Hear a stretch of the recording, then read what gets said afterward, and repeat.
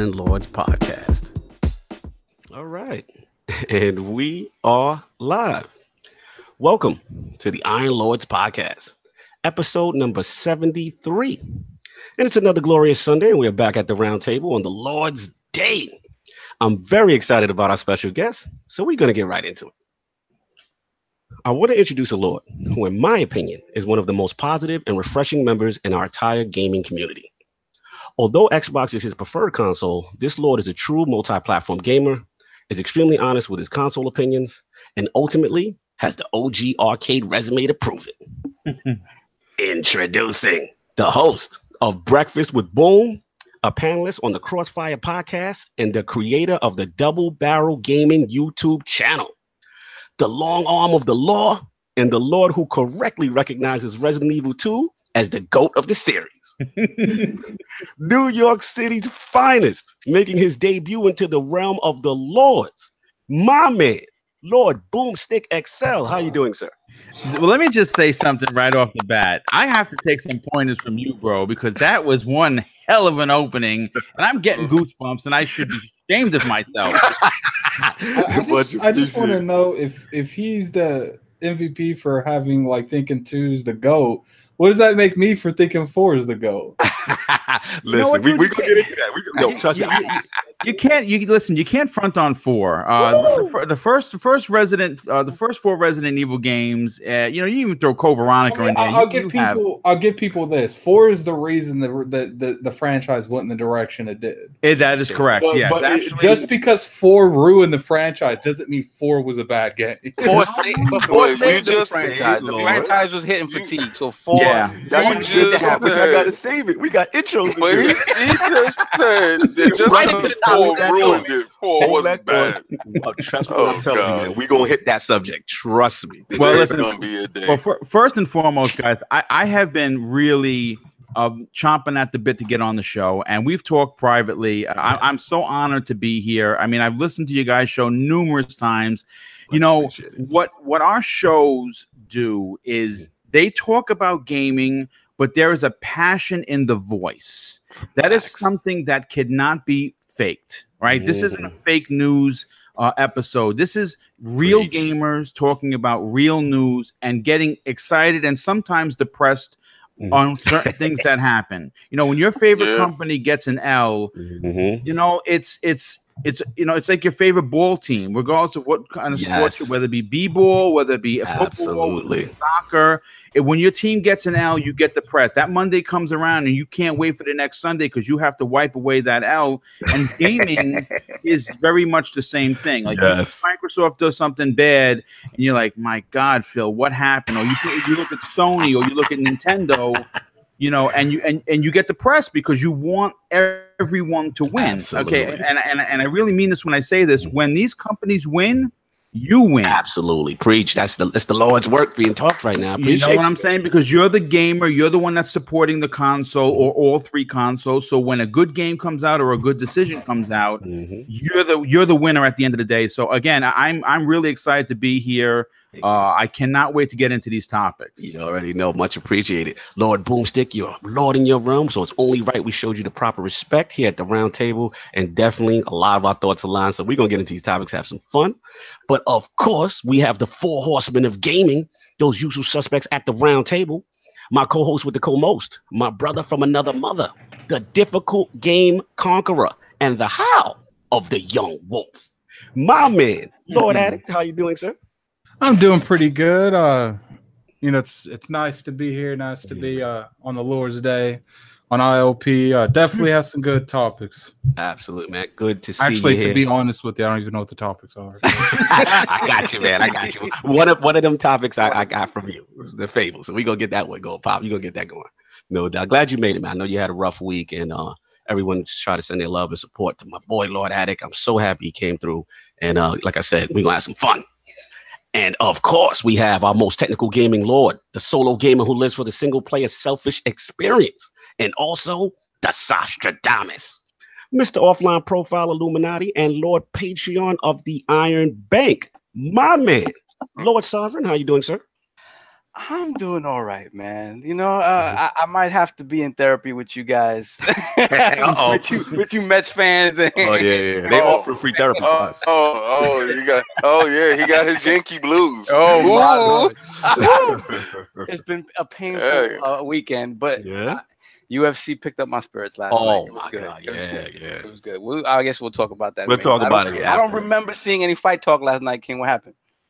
Oh, let's go. Get to my intro, and then I will address your concerns, sir. So already slipping, King? No, just listen. I will address this when it's my turn. Look at that man respecting the other Lord's ability to talk. That's for the fishes. Let's go through the intros. And then we'll come back and we'll come back to Lord Patreon. Right? Yeah, we'll take care of the bills. No doubt. And of course, we have the incredible Hulk of this, aka the Excess Gamer. Ooh.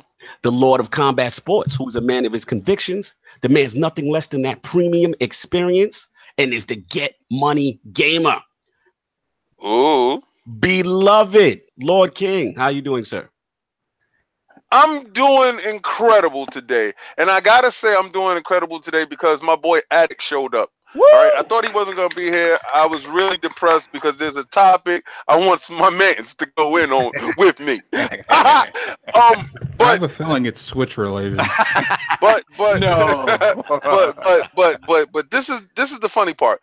I had a lot of questions for Combat Talk, right? Because it was fights yesterday, and to get me to feel motivated and moved to do a Combat Talk has to be something that is worthy of me taking my time out and express and predict and see and document and do detail coverage of the fight. I didn't see that this weekend. You had Sergey Kovalev versus Player One. You had Andre Berto versus Devin Alexander. Now, in Andre Berto versus Devin Alexander, you had a guy whose body who broke down on him, and Andre Berto, over the years, too many surgeries. The boy got too fat on his own success, and he lost his hunger, and he quits in the ring.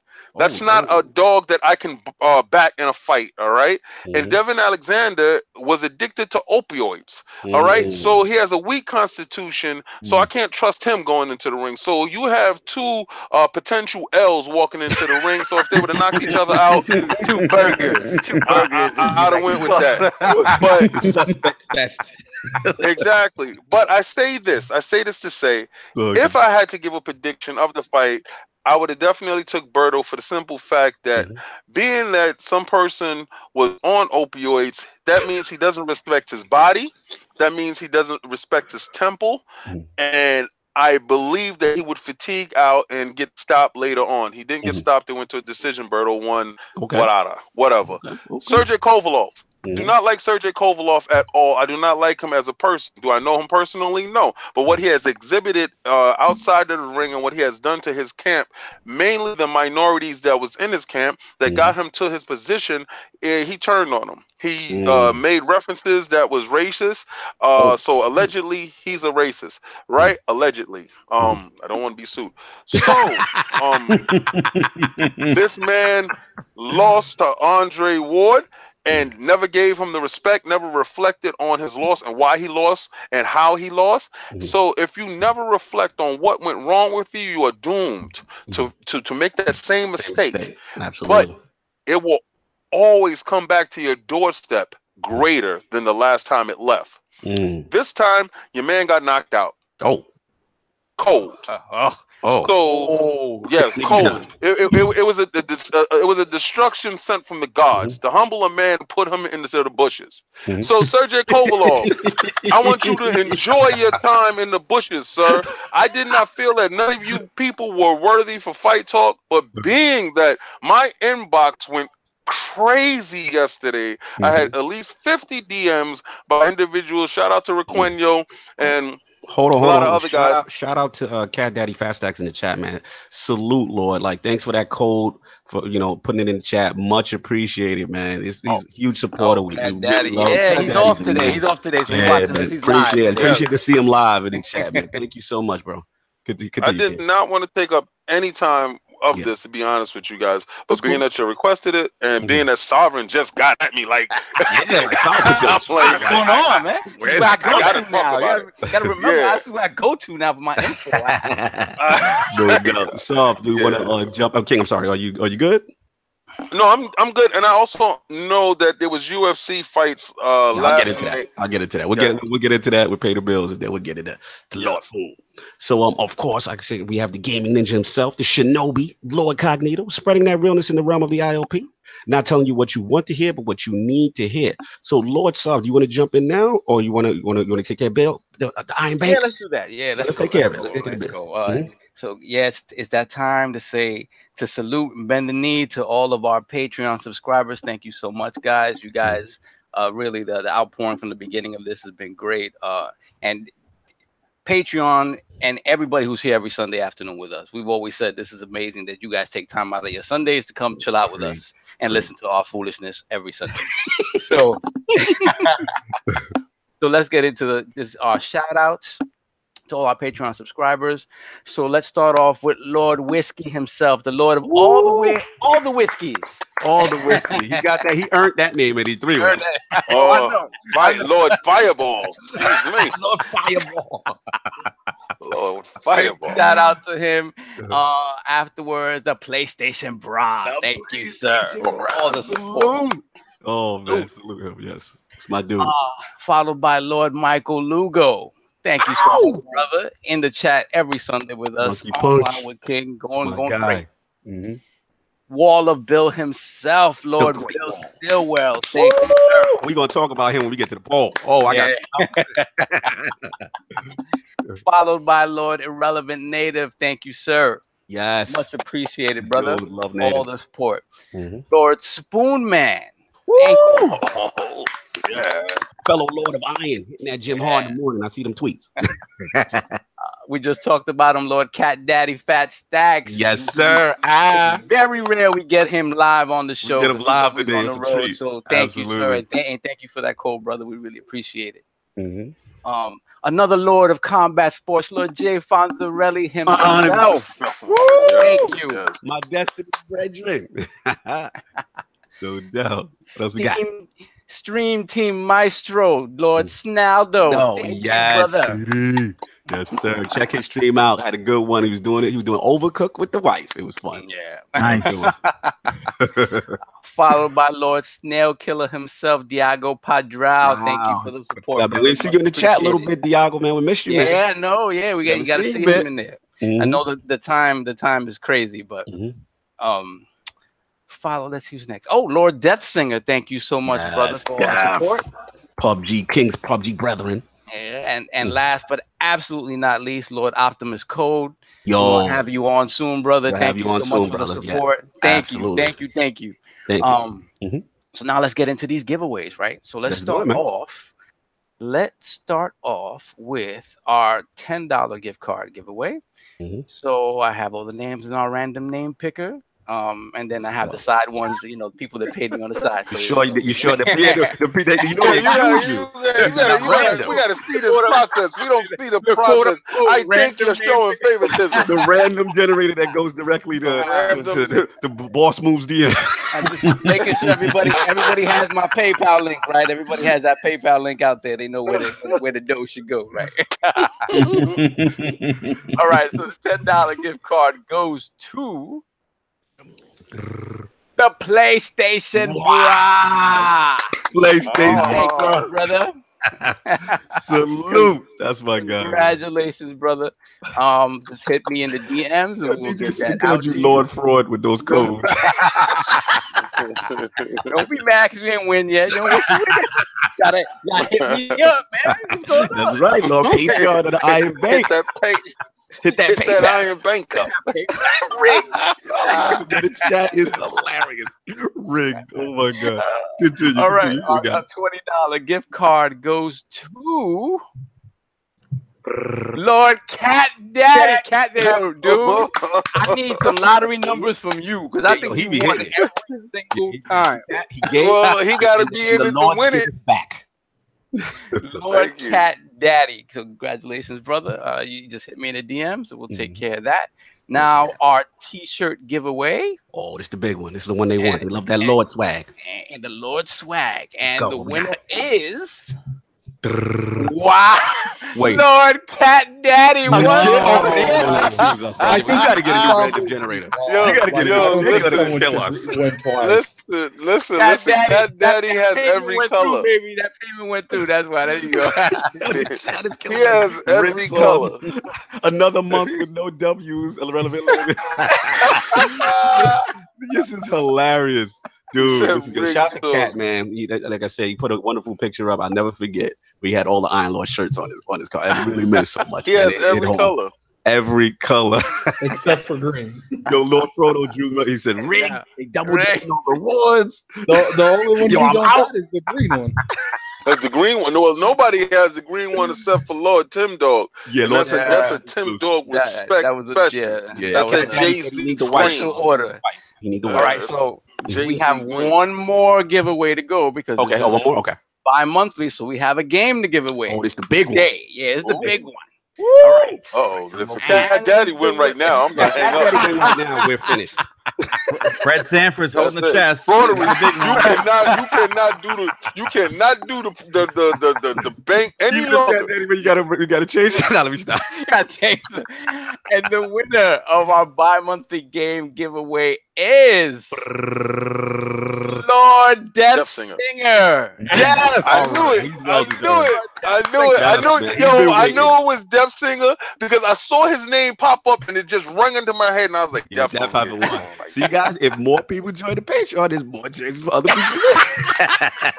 plug. Shameless plug. All I have to say is people in the chat, Fat Daddy just won 2 things. Yes. That could have been you. And Cat Daddy has won, I think he's won something in every single one that we've done so far. Did you call him Fat Daddy, Stat? Yeah, he called him Fat Daddy. Throw the name generator in the bushes. No doubt. Salute to all the winners, man. So we good. We all prized up. We're all prized up. We're ready to go. You guys hit me in the DMs and we'll take care of these codes. No doubt. Hold on one second. Hold on one second. Hey guys, I want y'all to go to that little thumbs up button. Yes. And I want you to hit it. Because it is 45 of you guys in here and I only got 18 likes. What happened? We really anyone who thinks God of War is going to outsell Spider-Man, hit that like button. Oh, don't start. I see your trollage and I raise you trollage. Oh, man. Back in the bushes, Daddick. Back in the bushes. Salute everybody. That was real fun. You're going to be in the bushes when you lose that bet. What's gonna happen when you lose it, though? Oh my God! See what I deal with? Listen, we're not gonna go to this right now. We're not gonna go to this right now. I am happy you're here today. Let's leave it at that. No doubt. Real quick, man. Just I know you did combat. I'm literally just gonna do the last 2 fights. I just watched the last 2 from UFC. Fantastic card. Man, Henry Cejudo, new champion, beat DJ. Very close, razor close. I thought it could have. I thought Cejudo did enough. But usually those type of fights go to the champion. So I was surprised because of that. Yeah, I was surprised. It almost like he didn't get that champion. He beat DJ? He beat DJ. Yeah, he beat him, man. He had the security takedowns. He's just a bigger strong. He's really too big for that division. Let's keep it real, so like he's a big guy. He cuts a lot of weight to go down to that. Which is why him calling out TJ was interesting. Yeah. But TJ also got to handle his business with Dominic Cruz. So we'll get into that. Obviously, TJ versus Cody, the big one. I'm a huge Cody fan, but man, he got exposed. For being just too. He hasn't evolved. And the problem is the big right hand. I mean, literally, soft. TJ replayed the way he knocked him out the first time when this guy's winging and he's doing short shots and beating him to the punch. And just TJ is so versatile, man. The kicks and he's like the perfect villain, right? He comes to the ring smiling and annoying you, just want to slap him, but you can't hate him because he's so confident. So it looks like the move from alpha male helped him better than Cody, and I'm sad for Cody because right now he may be a broken guy. Like those guys that lose fights like that were once dominant and undefeated, sometimes they don't get that confidence back. So it's gonna be interesting.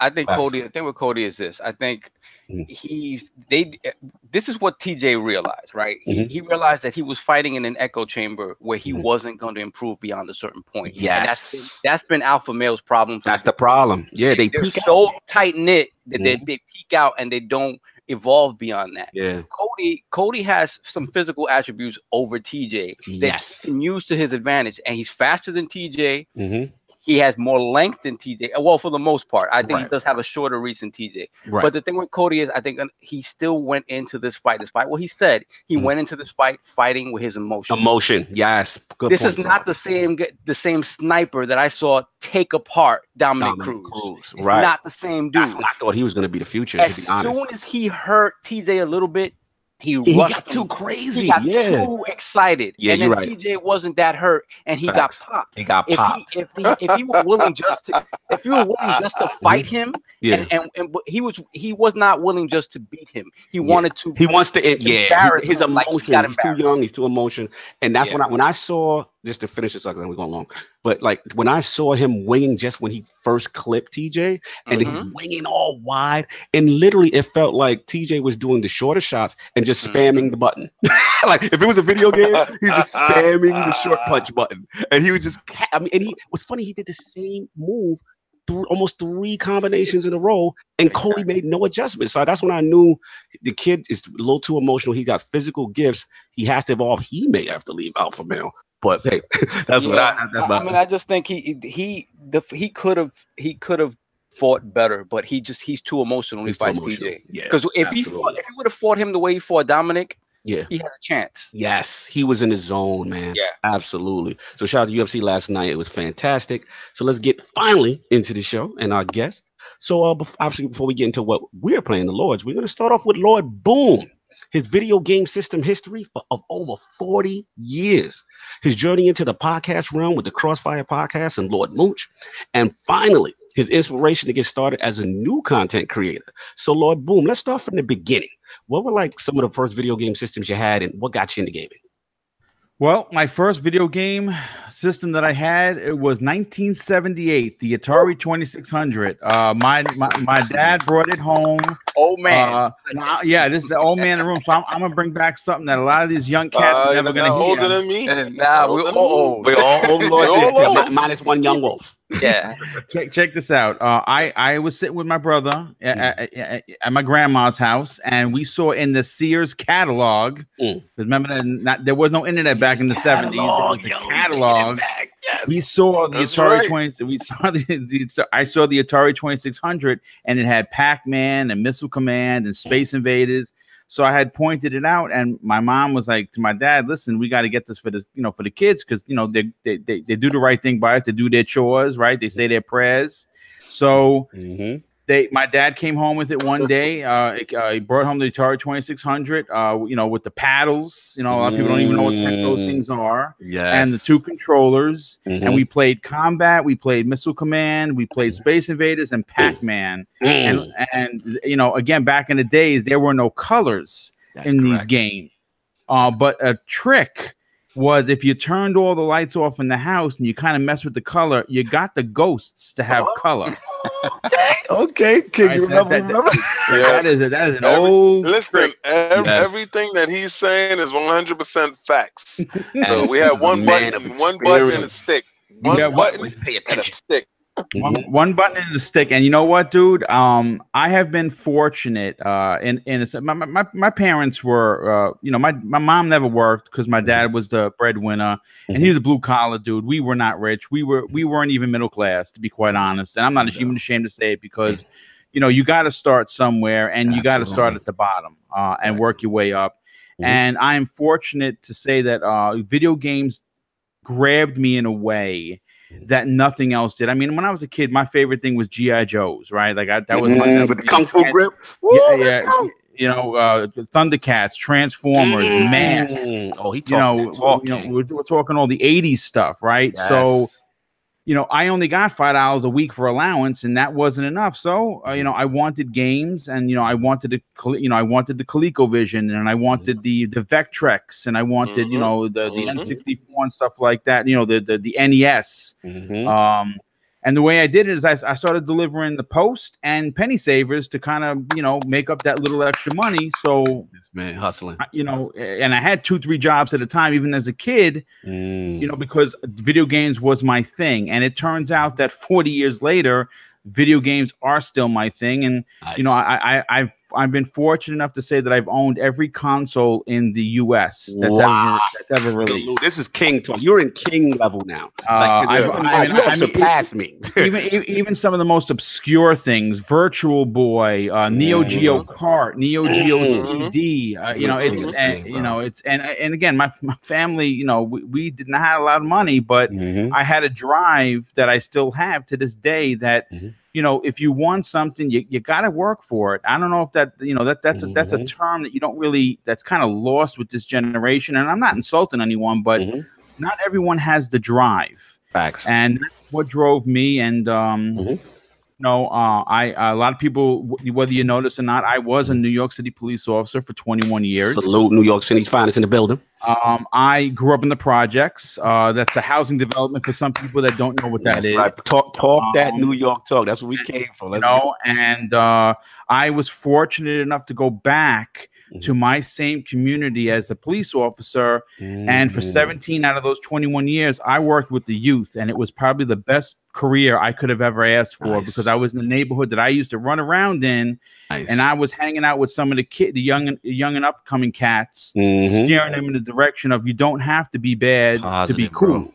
That's cool. And I went back to the school I graduated, Columbus High School, and I was a youth. Oh, you went to Columbus? Yes, sir. Wow, that's what's up. Good I graduated there in '89 and went back in '97 as the school cop, and I was there as a youth officer. And I got to tell you guys, you know, I know that the press makes it out for you know, guys to be, you know, devils, and you know what? Everyone is not a good guy because they wear a shield and a gun. I'm gonna tell you that right now. And I came across plenty of people that. Well, I was ashamed to call, you know, comrades, if you will. But I came across a hell of a lot of people with the same story that me. Started with nothing, started poor, and then made a name for themselves, and actually took wearing that shield with respect and honor, which is what I did every day. Listen, that is to be commended. And like, first of all, I'm glad you said what you said, because that's very, very important, you know, and also being able to give back to your own neighborhood. Oh, yeah, that was the best. That was gratifying in a way that words don't even put out there, dude. Yeah, man, absolutely. And actually, I just want to go back 1 second with your game history on one thing. I know your repertoire is expansive. So I got to ask about, you said you had everything, so I'm assuming yes. Did you have Coleco? And what was your feeling on the Coleco? Because that was my first system. That was my dad gave that to me. That was the first kind of gaming system I ever touched, and that's how my affection for gaming started. Like, what was any memories with Coleco at all? Yeah, there were two big ones with that one. First and foremost, Donkey Kong was arcade perfect. Yes, perfect. Yes. It was like when I first saw it. Now I'm gonna be honest with you, the controllers. With the telephone, with the hello.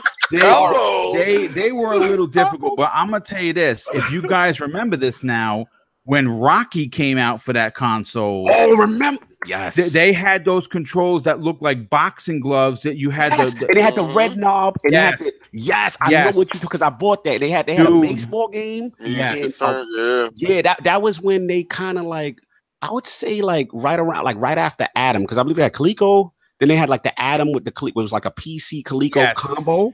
And then I remember they came out with the new control. I had it. It looked like a boxing glove. It was black. It had a red knob on top. It had the numbers smaller. It wasn't the big phone numbers, but it was a small. Oh, he talking that talk. Go ahead. And I remember playing Rocky, and you know, you watched the movie as a kid, and you playing the game. You think Rocky, you know, you running around the house with this big boxing glove thing on you. I'm gonna tell my mama, but I might have punched my brother with it. I'm just saying. He said might have, allegedly. I'm not admitting to anything.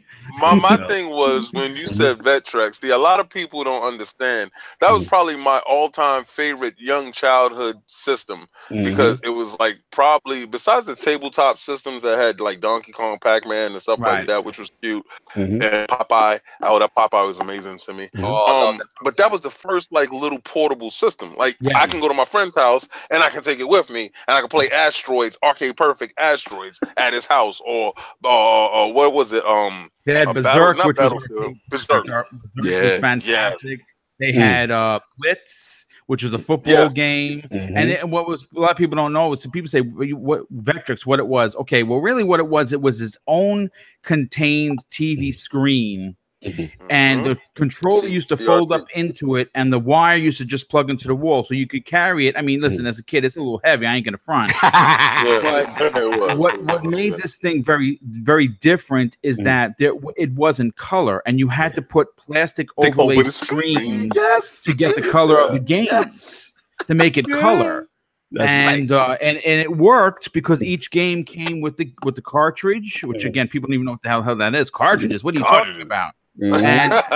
And what's crazy is back in those days, because it was the time where everyone it was actually right at the time when video game imploded, where in 83 the video game industry died. This came out right before that, and a cigarette company made a game. I still have it. It's worth about $800. It's called Clean Sweep. And it's a Pac-Man clone. Wow. And it was made by I think it was a cigar company, because they wanted to kind of get in on the video game craze. Let me tell you, I mean, the one thing I will say about being an older gamer, I mean, no one wants to get old, but I am going to say that having an ideology of where we came from to where we are now it's like magic. Gaming is like magic, and what you see on the screens now, you got to remember there are some young cats starting with the PS4, so they don't understand what dot graphics, and they don't understand what I used to listen.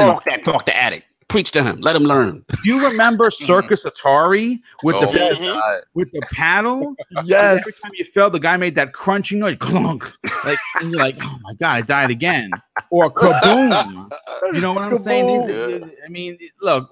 Like I said, learn your video game history before you get on social media and start spitting some nonsense. Because we all, again, if you started in the PS4 era. I'm not gonna say I don't feel bad for you, because I kind of do. You know, when these indie games come out and they're like, that's just crap. Look at the graphics.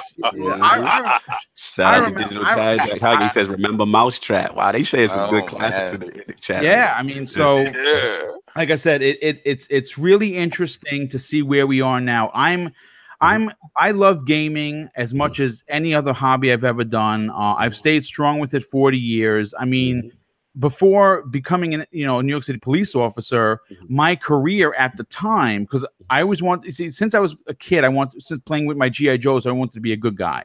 That was my thing. But before then, I wanted in video games, and I never wanted to make them because I feel it would ruin it for me. So I worked for Funkoland, and I was a manager of my own store. Wow, I remember Funko Soft. Yes, on Central Avenue in Central Avenue in Yonkers. Oh, yo! Yeah, right over next to me. Right next to me. Right next to me. So that yo new Rock City talk. Yeah, so it was like I said, I never got away from it. I used to be a big importer. That was us. Yeah, that was us. That was us too. You went to Canal and Elizabeth. Did you go down to Canal and Elizabeth? Penguin Village, all that stuff. You went to Penguin Village? No, but I used to go to his place in Queens where the guy's nickname was Grandfather. We know about that. Yeah, we know that. We know that spot. He know the spot. We traveled the city for games, man. I'm talking about Queens, Brooklyn, man. Mrs. Ping in the Bazaar. There was a spot on St. Mark's by the Cube. I think you bet me King, I lost the bet to you stupidly because the next to the store was a big cube, and you said, "I bet you I can push it," and I said, "Yeah, you was like, nah, you can't push that cube." I was like, because I seen I'm like, "Oh, you set me up." This was listen. This is real quick. This is really quick because this is probably the best gotcha story. We walking, and I seen a bum pushing it, and Cognito was talking to me.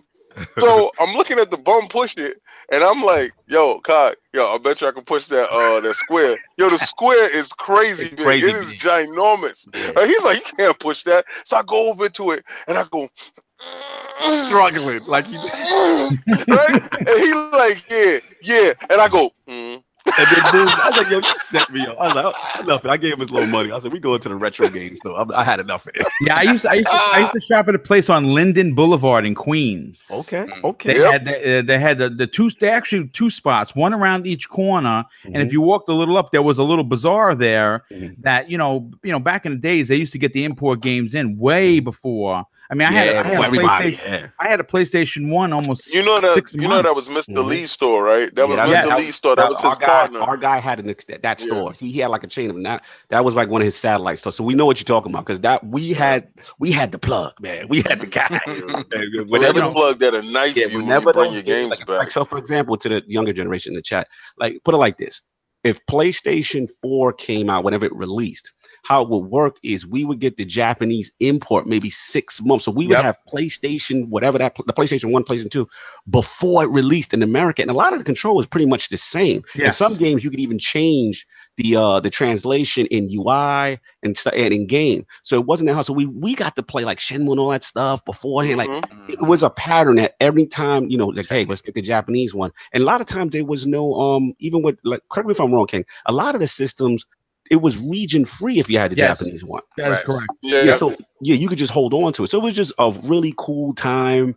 And if you love gaming, you hunted it down. The internet, wasn't big for gaming like that. You waited for your Game Pro. You had to wait for your that's right. Your Game Pro, your diehard gamer. That's how you got your news. And a lot of people don't understand it. So you had to really have a passion and remember waiting for the VHS tape for E3. Yes, remember that we used to chip in the $30 for the E3 tape. Yes, and sit there and watch the E3's videotape. Listen, we had to wait for it to come in the mail, and when we got it, we ran to the VCR and we top loaded and put it in. And if your joint was broke, you put books on top. Hey guys. Yeah, I got two. I'll never forget, man. I wind up. I don't know if you guys remember this place, Dragon's Den in Yonkers. The guy Gary used to own the store. I'll never forget. He used to sell those damn E3 tapes for $30. Sure enough, went with my brother. We put our $15 a piece together. Went back to his house, and we saw Metal Gear Solid for the first time when him and the chick are firing the gun back to back, and I was like, "Yup, this is it. PlayStation is what it's all about." That's what it's about, man. Two quick questions, and we'll move on from your video game history. Yes. Just specific generations that I don't hear about. I want to know, obviously, if you had them and what you remember from. One was the 8-bit era with Master System. The second, I want to know about the what you call it. I believe it's 16-bit, still kind of. With TurboGrafx 16. Oh, that was my joint, bro. Okay. And then the other one was 32-bit. Did you go 3DO? Did you go Jaguar? What, like, because Jaguar's kind of in the middle. It was somewhere 64, but Well, here's doubled it up. Yeah. First of all, I just want to do a quick Jaguar story. We got fun. Everybody got a Jaguar. Everybody's got a Jaguar story. This is funny because just imagine this for a second now. Now, back in the days, I worked in a precinct that was in the Bronx, and we didn't have internet. There was no way to. The only way you found out if a game was coming in is you kept calling, and I was that guy. So I had called Dragon's Den, and I'm like, "Hey, listen, I'm calling to see if Aliens versus Predator is in." Yeah, we got it in. Oh my God, could you please hold a copy? All right, well, we closed. I used to go. Yep. Now I was at a detail. Now, what that basically means is, I was working. I was in uniform, and I go over to my sergeant. I'm like, I got a question because I was new. I'm like, can I leave? Can I just pack it in because Aliens vs. Predator just came? You told him that? I sure did. Salute that man. And he looked at me and he said, "Boy, you better get back on your post if you want a job tomorrow." And I walked away with my tail tucked between my legs. I'm like, God damn it, I really want this game. So don't you know, we get released from this detail. Now, from Pelham Parkway to Yonkers. Talk, man. Okay. Now, back then, you know, I kind of drove a little bit of a souped up car. And I had a Chevy Super Sport. Okay. 8-cylinder under the hood, 440. Okay. No joke. Let's go. And I made it to Yonkers in 9 minutes. Yo, don't tell me you put the styrofoam on the top. You were like, you did the Starsky and Hutch and just put it up on the top. All I know is I was taking turns like the Dukes of Hazzard. That's what I'm gonna say about that story. And I got there and got my game. And don't you know, that week I called in sick. Yes, you did. That's right. Salute that man. Salute Lil Boom on that one. That's in regards to turbo graphics, in regards to 3DO, you know, you got to remember 3DO. That was a $600 system when that joint came out. That was big bucks. That was big bucks. But I had it. I bought it. I played the hell out of Kasumi Ninja. A lot of people don't know. You know, I'm really taking it back. And in regards to the turbo graphics, I had that. But what a lot of people don't remember is still to this day, the best Castlevania ever released. Dracula X. Symphony of the and I had that game, and you know what? Don't you know I still have that damn card? I have it in storage. I almost wish I had my TurboGrafx 16 Express. I missed that. That was the best handheld ever. Best handheld ever. I mean, it was picture perfect. The battery life of a snail. Switch King ain't got nothing on that battery life. Actually, you put 8 batteries in, and 8 batteries came out 1 hour later. Dead. Yeah, that was the time when you kept going back and forth to Radio Shack to buy batteries. Those rechargeable batteries that last a half an hour. No doubt, you know, I remember that. You know, you guys are talking about Castlevania. A lot, like my favorite Castlevania is actually one everyone hates. Like which one? I really, really enjoyed Curse of Darkness. Like really enjoyed it. That's the Nintendo 64 one? I don't remember what it was on, but it had the innocent devils in it, and you had to like groom them and stuff. Like don't worry, don't feel bad. Like that.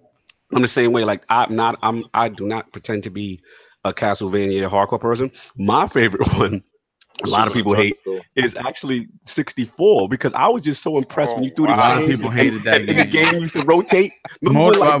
There's nothing like seeing a skeleton on a motorcycle on a Castlevania game. That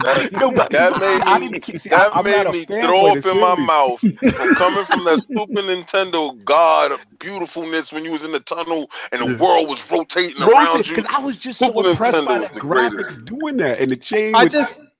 Wasn't that when Mode 7 and all that came out? Mode 7, that's right. I think the reason I enjoyed that game so much is because it was out of the norm for a Castlevania game. You didn't have that way for me. You didn't have that. Oh, you know, Dracula's back. Now I'm a descendant of a descendant of a descendant of the last loser that killed him. And so it was like absolutely disgusting. It was like Dracula's dead. I was a Jiro in his army, and now people try to get him back, and I don't want him back. So I'm gonna fight my own people to make sure he don't come back. And what's funny is the innocent devils, they were Dracula's powers. So like you were literally using his own abilities against him. Against him, yeah, man. This is great history, man. Love your video game system history. And very key what you mentioned was, like I said, connecting it to you being in law enforcement. Because back then, like you said, Lord Boom, like it wasn't really cool to be a gamer back in the day. Like you guys don't have any idea how bad I had it at that precinct. I could only imagine. Yeah, I could only imagine. Like you was a giant baby or something. No, listen, let me tell you. You got to remember. See, I'm a kid. I got on when I was 22. Right, I was a young kid, full of piss and vinegar. Right, because I don't like bullies. I don't like bullies. And back in the days, that's how they treated you, man. They treated you like dirt. Because you don't know whether you were a rat or whatever, and they don't like you guys because we don't know what we're doing, and or our things all just hanging out, swinging around all over the place, right? So, I remember saying when I took my vacation, like, "Hey, Boom, where you going on your vacation?" I'm not going anywhere. I'm playing Resident Evil 2. Facts. I took a vacation for Resident Evil 2, and don't you know? What's up?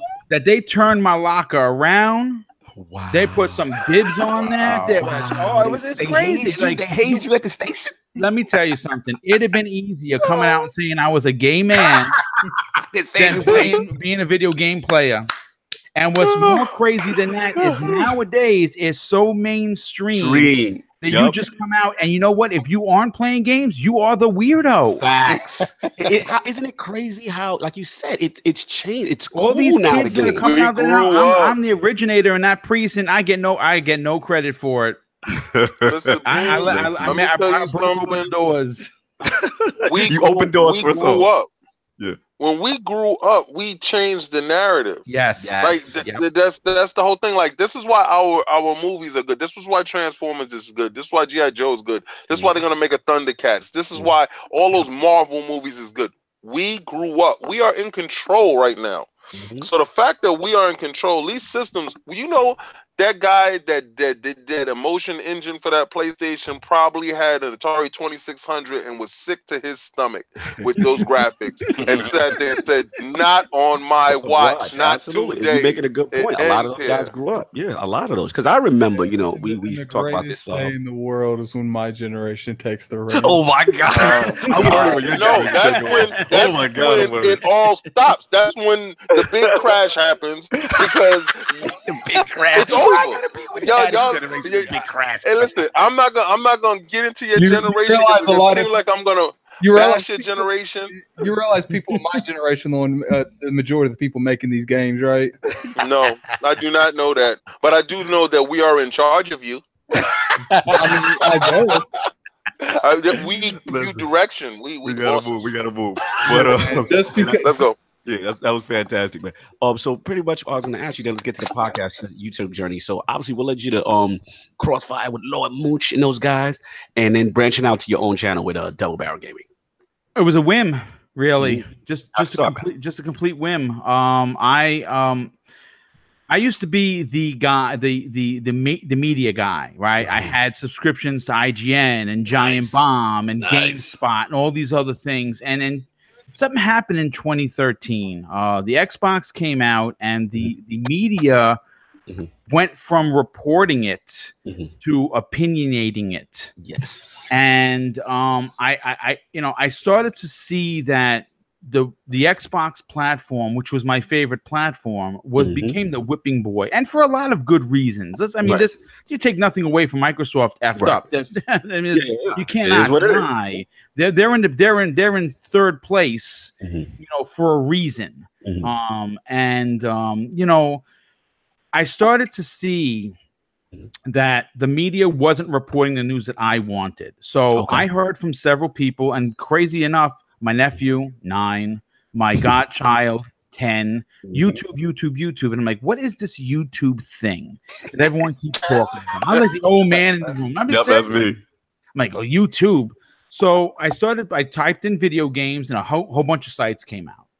And the first one that popped up was Crossfire. So I was like, well, let me take a look at this.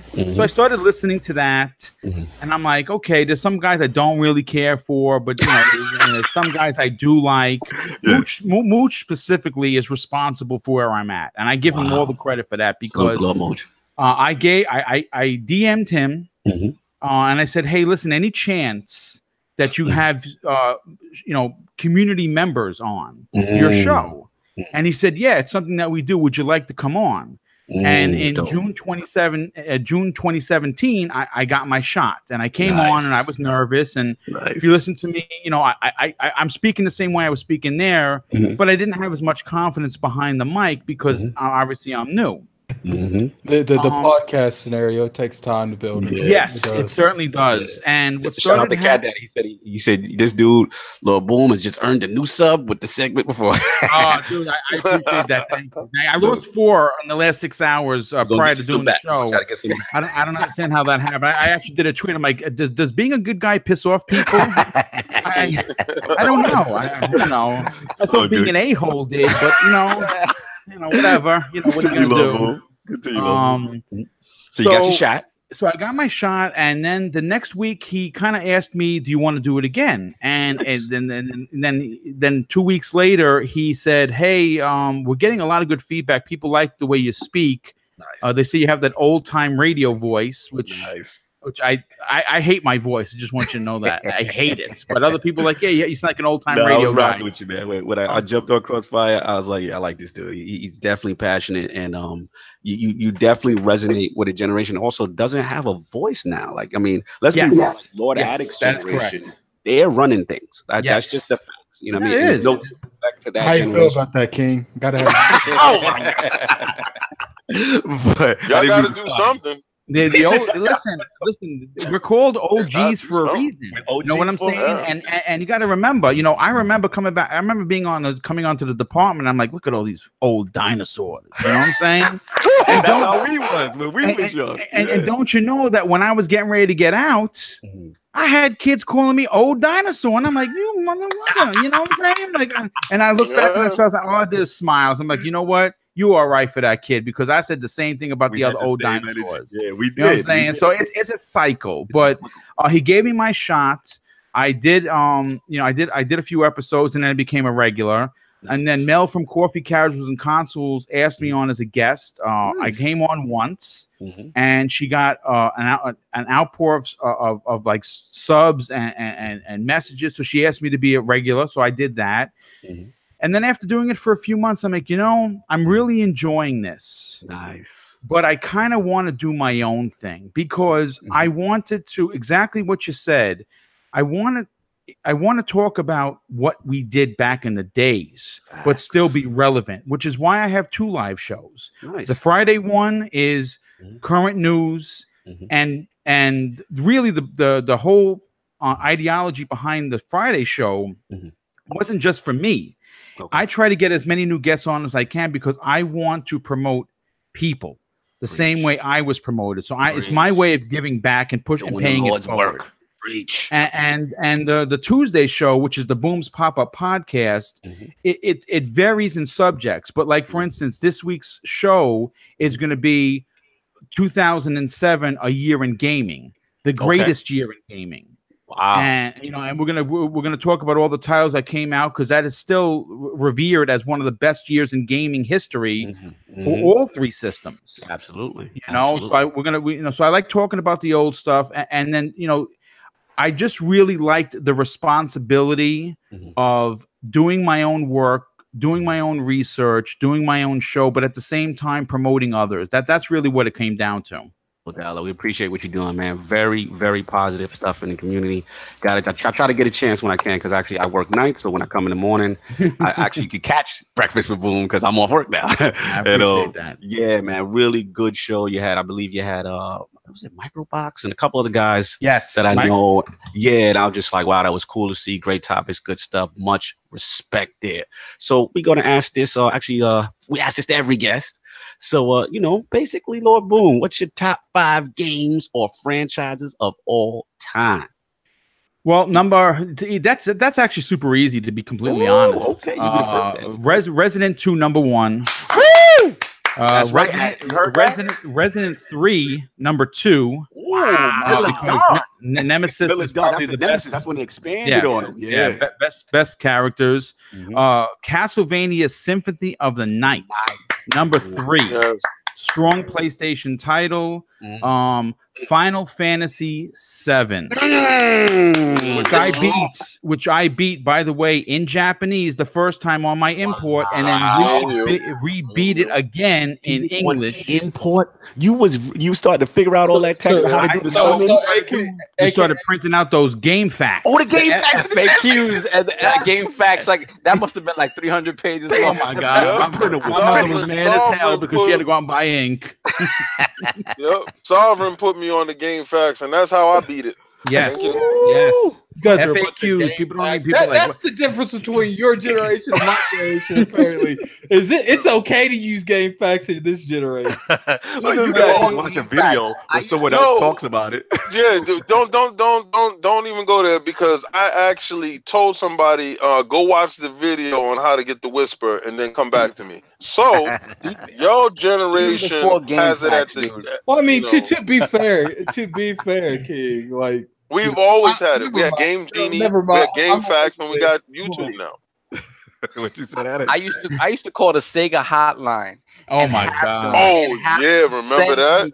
They used to send me a packet worth of like tips and tricks. My mom was like, "What the hell is Sega sending you? Like manuscripts?" Like that's how I used to get my hotline. You know, call the Nintendo operator. You cost your father and your mama $20 per call. Yep. To get that Zelda game. I can't get through this wall. How do I do it? How do I do it? Yep, because it was the bomb and you're good. Yeah, all I'm saying is I beat all the Final Fantasies without that shit. So oh my god. That's nice. No yeah, so in English. I don't think you playing nothing in Japanese. Preach, talk that though. It's not my fault you wanted to damage yourself like that. Yeah, we couldn't wait, dude. It was, listen, it's hard to wait. I understand right now that he's talking that talk, and we are all bonding with him, and you are alien in this situation. And I feel that. I understand that. This is good because he gets to understand his perspective. Yeah. Like Addict don't understand he's this craziness that we talk about. Why would you do that to yourself? I want the easy way. No, brother. We sat there and said, "What is he saying?" Like you know how right now you play that game and you don't use like your little magic spells or whatever. Yo, we didn't know that magic spells was there. No. Listen to me. We didn't know magic spells was there because we couldn't read Japanese. We couldn't figure it out. Do you realize the first time I tripped up Knights of the Round, I was like, "Oh, what the hell? What just happened?" Exactly. No doubt. So let's recap. Let's go. You said let's go. And Resident Evil 3, Resident Evil 2, Symphony. Yep. Final Fantasy 7. What's the fifth? And my fifth one, Ninja Gaiden Black, okay. which I beat on hard. OPS by the way. Nuts. So what difficulties you beat that on? Who, me? What difficulty did you beat that on? Who, me? Shots fired. Yeah. Who, me? Yeah, I didn't even beat it. I didn't even beat it. Look at hey Addict. I didn't even beat it. Did you play Vectrex? Shut up. I mean, it's whatever. I'm talking about here now. Go sit down. I'm just curious how you on podcast. Did you have a Turbo Graphics? Did you have a Turbo Graphics? Listen, if your gaming history starts at a cube, please sit down and be quiet. I mean, it's whatever. I'm beating the games. I guess if you back then you just didn't beat games, so it just carried over from you. Did you play the original Donkey Kong in the arcade and put your quarters up? If you didn't do that, could you please be quiet? Arcade. So you're just there when Street Fighter came out before I even was born. Be quiet? Did you beat anything this year? Can you please be quiet? And I want you in this segment to understand that you are in the realms of the old school lords. And I just want you to sit down and talk. See, that's the problem with your generation. Your generation don't listen. Your ears is all clogged up. You need to just unclog your ears and soak it up. That's all you got from the games. That's the problem. See what it is? Listen. He has to make it. If it wasn't Spider-Man, I would be surprised you beat the game this year. Listen, he has to make himself relevant right now.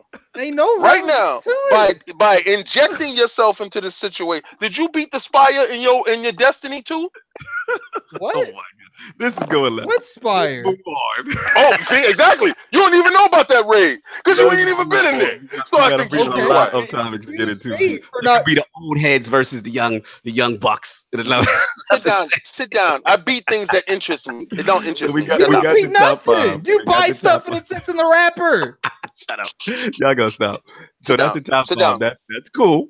So Lord Boom, I just want to get into obviously we know you had the love affair for Evil Dead. Is that all based the name all from Evil Dead and the horror games? Like, is that shit your MO?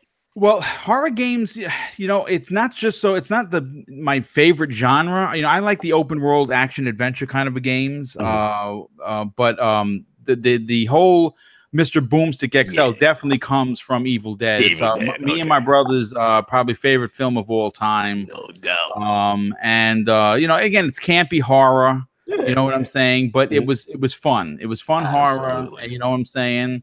And you know, like I said, it's what's the you know, the Double Barrel Gaming and Mr. Boomstick it came from. Those names are derivative of the Evil Dead franchise. Much for I seen it. I had to give it a shout. I was like, I know what he's doing. Yeah, I appreciate that. That was dope. Absolutely, man. So obviously, fantastic history games. We got a lot of stuff to get into. So we're gonna move on. So quickly, what are the Lord's playing right now? So let's start with Lord Boom. What are you playing right now?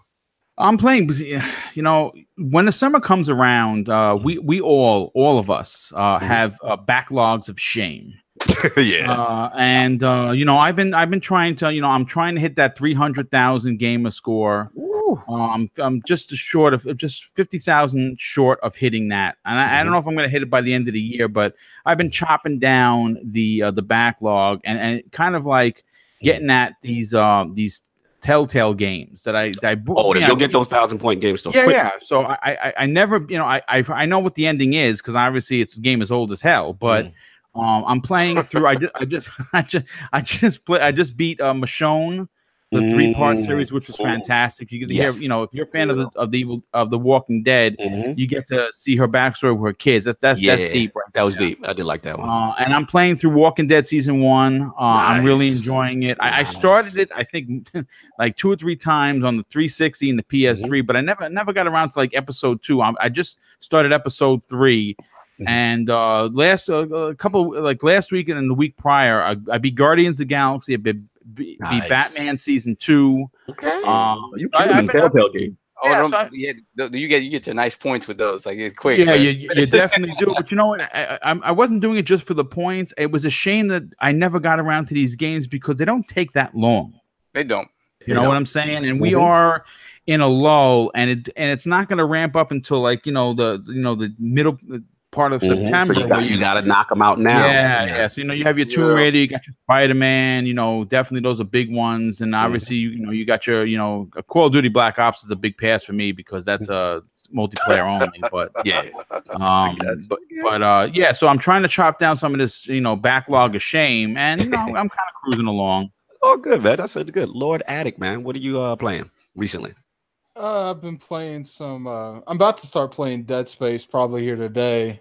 I've been playing a little bit of Destiny, and I've been playing a lot of Persona 5, and that's pretty much all. Kaibox was very happy to hear this. Yeah, I've been about to finish with the second Palace. Okay, cool. So just pretty much that's been taking up a lot of your time.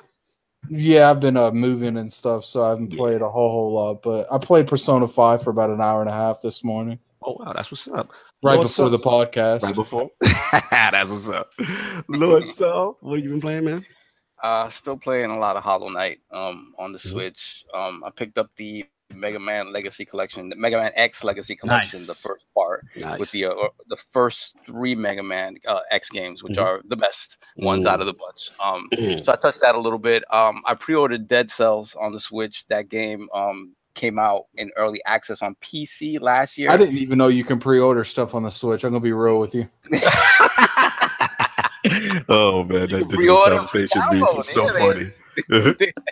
Continue. They're moving up. So I got that pre-ordered for next week. That is like a Metroidvania / roguelike that got a lot of positive buzz when it went into early access last year. So it's 1.0 as of Tuesday, and that's for the PC, PS4, I believe. I don't know if it's coming to Xbox immediately, and Switch, so it'll be officially out. No doubt. And then what else? And you won't believe me, but I was what? I was quietly on the Xbox trying to finish Curse of Osiris. What? Offline profile Illuminati. Well, no one knew. Listen, I want to finish the story. The thing is, you guys don't care about playing story stuff with like a group and like destroying it. First of all, you know I'm the biggest Osiris fanboy. I'm gonna address I'm going to address that right now. I'm going to address that because you just did something that I really cannot stand.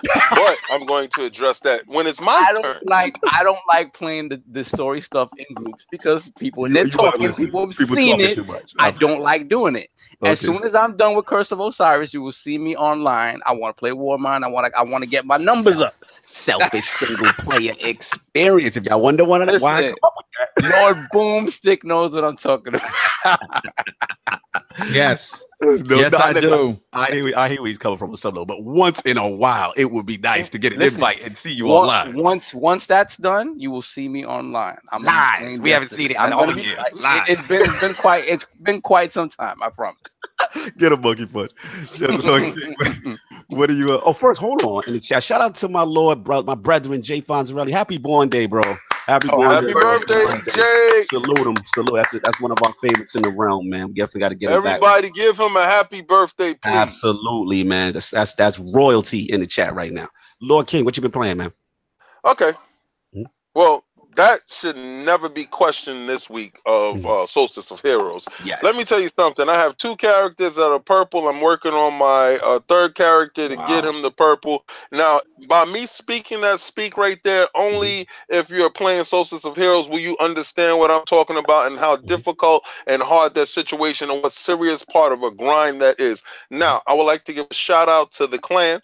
The clan, we had 3 full pages up and running this week. That means 3 full pages of clan members out here getting busy. What I don't like by you guys and what y'all do is y'all send me a message, y'all see me in the chat. If the chat's not full of 16 people, I want you jumping in. Jump in. I want you asking questions. Ask questions. If you need help, we'll run you through, man. Yeah. It's pure gaming. Everybody on that list, I want you to go through your clans list, and I want you to pick a guy and talk to him, get in the room, make a chat. It's a party. It's a party. So please be courteous when you come in the party. Yep. Yes. Don't come in the party dropping F-bombs and this, that, and the third and slurs and stuff like that. Come in there, feel the temperature of the room, get to know people in there, and then let it grow. I would like to give a shout out to a lot of new clansmates that I've met. Drag, Def Clutch, which he is absolutely probably the funniest guy going, new funny guy. He has the most adorable daughter. Man, I want to shout out Buddha Time. Buddha Time, yes. I was just about to say Buddha Time. Yes. These guys are jumping in and they're making themselves known. Shout out to the our super try hard gamers, Tag, Chris, Hardcore, Dino. These guys are seriously Hawaiian Sinister. These guys are bringing my gaming up to a whole nother level. All right. And we are reaching back and pulling everybody up. If you need raids and stuff, this is really not the week to come at us because we're trying to train our characters up to get them all to purple. And then we're going to start doing the raids from there and knocking off those checklists so we can get our masterworks on our armor and have everybody 405. So we're playing really hard. But that's the only thing I've been playing. I don't even play on the weekend, but I've been consumed with this game. Destiny is back in such a way that it took my PUBG time. Yeah, I said, you will not cheat on me again at all. At all. Like, cheating is not an option. I don't want to hear. I'm sick and tired of hearing people complain that, you didn't have content. Destiny doesn't. The grind is gone. The grind is back. Where are you? All right. Also, if your clan doesn't play actively, because I'm not playing with non-clan members. I'm going to let you know right now. It may sound like I'm bougie or because I jumped in a room and the dude was in there that was in part of my clan. And I said, yo, are these dudes in the clan? He said, no. And I left. I don't have time for them because I have clanmates that need it. You got guys that only work on the weekends that need to get the whisper, who needs help in Crucible because we got to do Crucible. So we rather run as a team. Rather than play with the blueberries. If your clan is not running, if your clan is not playing, if you're ranking high and you're getting your clan stuff and they're not there for you, leave them. Join us. Iron Lords Podcast. Join us. Leave them alone. Throw them in the bushes because they're not worth your time. You push them in the bushes, you throw them in the bushes, you kick them in the bushes, and you bring yourself over to us where you'll be valued. We value you. We gonna bring them up. I like that. And those bushes have stickies, so you're gonna get pinched. That's all I'm gonna say about it. Thorns in them bushes. No doubt, Lord King, man. Pretty much the same thing for me. You know, it's been pretty much Destiny almost full time. Summer of Solstice taking up a lot of my time. I snuck in both the EA Access demos of Madden 19 and Madden looks dope, dude. Madden looks good, man. 4K, it's just so beautiful in 4K HD. Oh, it's just taking really a stance good against that game. Yeah, I know. We'll say I was gonna save that for a special guest. So hold on to that thought because we're going to address that at some point. I'm not gonna let that slip. I have the perfect guest for that topic, and it'll be a surprise hopefully within the next week or two. But NHL 19, and then still what I can't talk about, which is killing me. I'm still on the Halo Master Chief Collection, but very positive stuff. Dude, the screenshots coming out for that. Oh my goodness! If they, I'm in the third round. I'm waiting for. I'm at the top level. I'm in the third round for that. I cannot wait to check that out. Fantastic from what so far. So more to disclose as the weeks go on. But let's get into the poll. Last week's poll results are in, and the people have spoken to the question: with the rumors of a second Xbox Scarlet Cloud SKU being discovered, how confident are you that Microsoft can resolve the latency issues generally associated with cloud gaming? The winner at 55% in a fairly competitive three-way ILP poll was yes, Microsoft is on the right track with Scarlet Cloud. Coming in at second at 23%, it was the no, not confident in Scarlet Cloud over traditional consoles group. And coming in at a razor close third place at 22% was the I don't care, Microsoft power of the cloud is equal to Skynet. That's a good one. I like that. That's a good one. All participated in last week's poll, but I want to first shout out a huge friend to the realm and a man of respect, the Great Wall himself, Lord Bill Stillwell from the Xbox platform and backward compatibility team, who had a very cryptic 3-word response on Twitter to our poll. And all he said was, "I'm pretty confident," which was that was very surprising to me. And me and Lord Attic had this discussion offline as well as Soft. And it was just one of those things that, like, wow, and the reason why I say it, because obviously Lord Bill's a friend to the realm, and we know his role at Microsoft. He has to deal with backward compatibility, so if anybody might have some insight, he would be the guy. So to see him come out strongly, with that, response, what do you think, Lord Saw? What do you think, Lord Attic, like in reference to what maybe he has seen already? Listen, that's all it took for me to be like, yep, they're on the right track. Like I said last week, that's all it took for me. Like I said last week, I don't see them making a hard push into this unless they figured something out. Right. It doesn't make sense to come out with the same tech that we've been seeing for years. Mm-hmm. So I'm just excited to see what that is. To see what it is. Yeah, I really am. Lord Boom, what do you feel about this the poll, the whole latency thing, and our good friend Lord Bill Stillwell? Well, let me just say this: Microsoft, we have seen from 2013 to just before E3 2018, a Microsoft on the ropes. Yes. Okay. Now, I'm saying this is not to insult anyone's plastic box, but you have to admit that there is a changing of the guards in regards to confidence. Yes. With Microsoft and Sony, because you see, since E3 2018, Microsoft has been coming out like the bully. Right? Dropping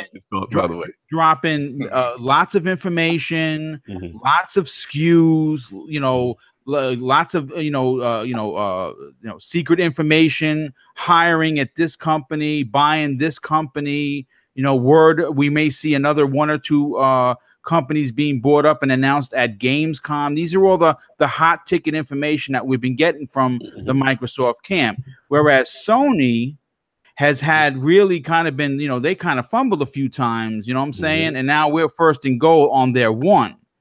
Okay? Because you had the crossplay incident, right? That's kind of still hanging out there. A lot of negative press behind that. Right? Then you have all of these, these fumbles with, with press and, mistakes that you don't see Sony making. So when you see Microsoft saying, yeah, we have our traditional box underneath your TV, so don't sweat it, old school gamers. But if, let's say, for instance, you're that old school gamer, listen, let's call a spade, guys. There are a lot of people that own multiple Xboxes. Yes. Right? Because, you know, you may have one in your den, you may have one upstairs, you may have one for your son or your daughter, right? Game share 101, right? Yep. One in the living room, one in the bedroom. Absolutely. So what's wrong with them? The screen being the second. There you go. And if it's going to be and if it's going to be $100 or $150, I guarantee that you will be going out to buy that. But I got one even better. What did Phil Spencer say he wanted to do? He wanted an Xbox in every mofo's house. Yes. And when you're telling people that we can stream 4K visuals to your TV for $150, people will be that is the magic price point that would get someone, the casual gamer. That will get the PlayStation 4 gamer to say, wait a second, for $100, $150, I can get a new Xbox and be playing what? I'm gonna check this out. And that's how they're gonna get that box, that small little box, in everyone's house. And just to double down on what you said, because we kind of talked about this last ILP, and I want to shout out the Xbox 2 Rand and Just Going, fantastic show. Basically, they kind of on the same wave that what we're on, which is kind of like, look, if they can pull it off, obviously latency is always an issue, data cap's always an issue, you know, your internet was always an issue, but if they can pull it off, not only do you have a cheap, affordable console that can, you know, be appealing to a casual market, but then they're talking, remember, Phil got on stage. You know, he said they showed mobile devices. You know what I'm saying? If they're reaching this target number that they're trying to get into the billions or whatever it is, that you can't penetrate that market with just consoles. You know, and you look at markets they're weak in. Like, again, me and King talked about this last ILP, you know, like Japan, you know, and stuff like that. You know, you have this thing able to do on a mobile phone or mobile device on any stream, even if it's not 4K. Let's just say it's 1080p 60, you know, or based on whatever your stream requirements is. That's pretty appealing. So again, it's early. We still don't know all the details. We still don't know everything, but you know, based on what the rumors are suggesting, with them trying to eliminate the latency with the, you know, the actual chipset in the box and for inputs and stuff like that. Right. You know, this is something that no one else is doing. This is not similar to a PS Now. This is not similar. You know, there's some aspects in NVIDIA Shield that is in there, but it's not a one-to-one match. This is also them expanding on something. And like Lord Saab said, you know, if they're talking, you know, they may be confident in something that may be a breakthrough. And if it is a breakthrough, that would be huge for the industry. So great question right there, and great topic for Lord Bill Stillwell and Boom. Let's get into these joints. You obviously know I have a new ILP cooking up at the end of the show. Lord King. Real quick before we go into the topics, real quick. Lord Cat Daddy graciously offered to re-roll his $20 gift card. He's feeling in a giving mood, so we're gonna do that real quick. Okay, shout out to Cat Daddy. Shout out to Cat Daddy and Relevant Native. Yes, he gonna win again. He gonna win again. If you roll and he win again, it's rigged. Yo, we gotta. For real, you gotta burn that thing. Just like King and Kratos are wanting to save, me and Cat Daddy are wanting to save. Go coming back in my pocket. All right, let's get it. All right, real quick. So the winner of the $20 gift card, thanks to Cat Daddy Fat Stacks, is better not be Cat Daddy again. Lord J. Fonzarelli. Oh, happy birthday. Happy birthday to you. Happy birthday to you. No doubt. I feel good about that one. J. Fonz, hit me in the DMs, brother. We'll get that to you. Thank you, Lord Cat Daddy. No doubt. Let's get these topics, man. I know we're going a little long, so we got to pick up the pace. Lord King, you are up NPD news. So the bet is over. You bend the knee? What are you talking about? There we go. You know what? That's not a switch. That's not a switch. I knew I put that. I knew I put that right there in that chat. But you know what's crazy? I'm trolling. No, you're not trolling. Technically, yes, I will have to bend the knee on that. No, to be honest with you, and I'm going to, because that was unprecedented. What happened was something, because it's a Nintendo product. So it's a Nintendo product, and here go that knee. Here to go. There you go. Oh wow! There you go, that knee, bro. All right. So yeah, no problem, man. I don't care about that. So now check this out. Check this out, guys, because I didn't see this one coming. The Nintendo Mini won July NPDs.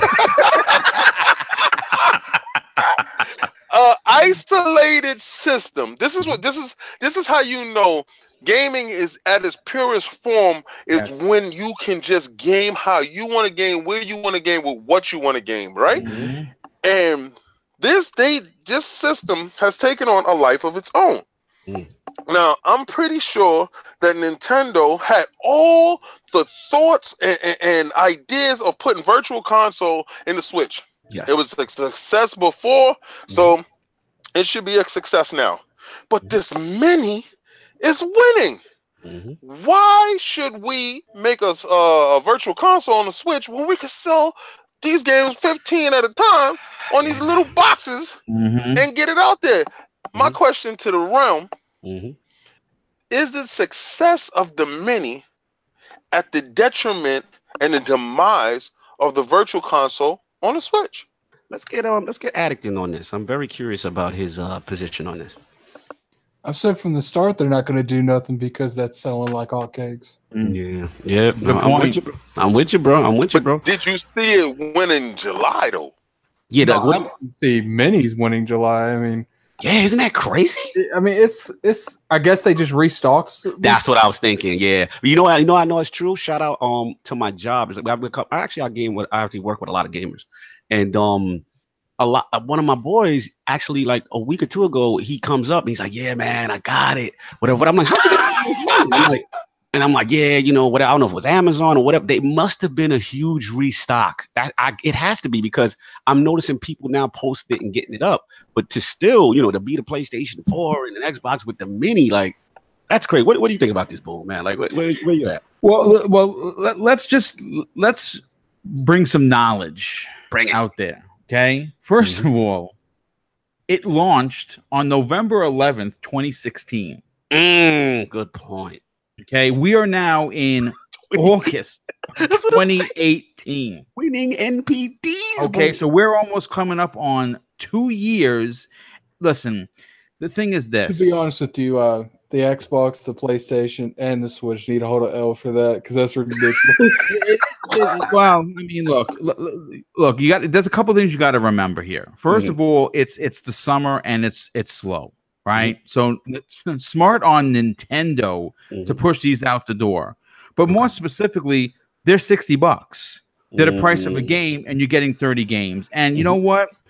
Gaming in 2018 isn't your teeny bops. There are 30, 40, and 50-year-old people gaming. And to be quite honest with you, you're getting a perfect representation of those older games in one little box. Well, it's the people that would purchase this. They're the ones that have the financial revenue to buy these things. That is correct. In regards to whether or not this, the biggest bulk of like the 20-year, like the high teens and 20-year-olds, most of them aren't buying this. Yeah, they're playing Fortnite. That's what they're doing. Yeah, fact. Because they can't afford to buy games. They got to wait for mom and pop. I mean, we were all there. I mean, listen, I'm not going to front. I hustled for my gaming. Yeah, where was no waiting. I don't care if I had to do 60. We had to do. Yeah. So, but in regards that's what I'm talking about. In regards to hurting the Virtual Console, you know what? It absolutely is, and here's why. We know that we have the NES Mini and the Super NES Mini, and we know, and it's already facts out there. And I did a story on my channel months and months ago about how in the trademarks, the N64 Mini was trademarked. So we're going to get an N64. We're definitely getting an N64. And we're going to get a GameCube one because that was rumored as well. No doubt about it. In fact, GameCube. I'll buy the N64 one and the GameCube one. Yeah, probably N64 is probably one of my favorites. They come in for your dollars. I'm going to buy the Switch Mini.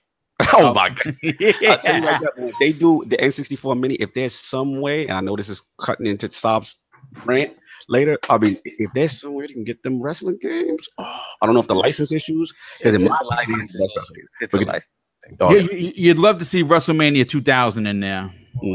Oh yeah, absolutely. Right no there. Mercy, all that good stuff. Absolutely.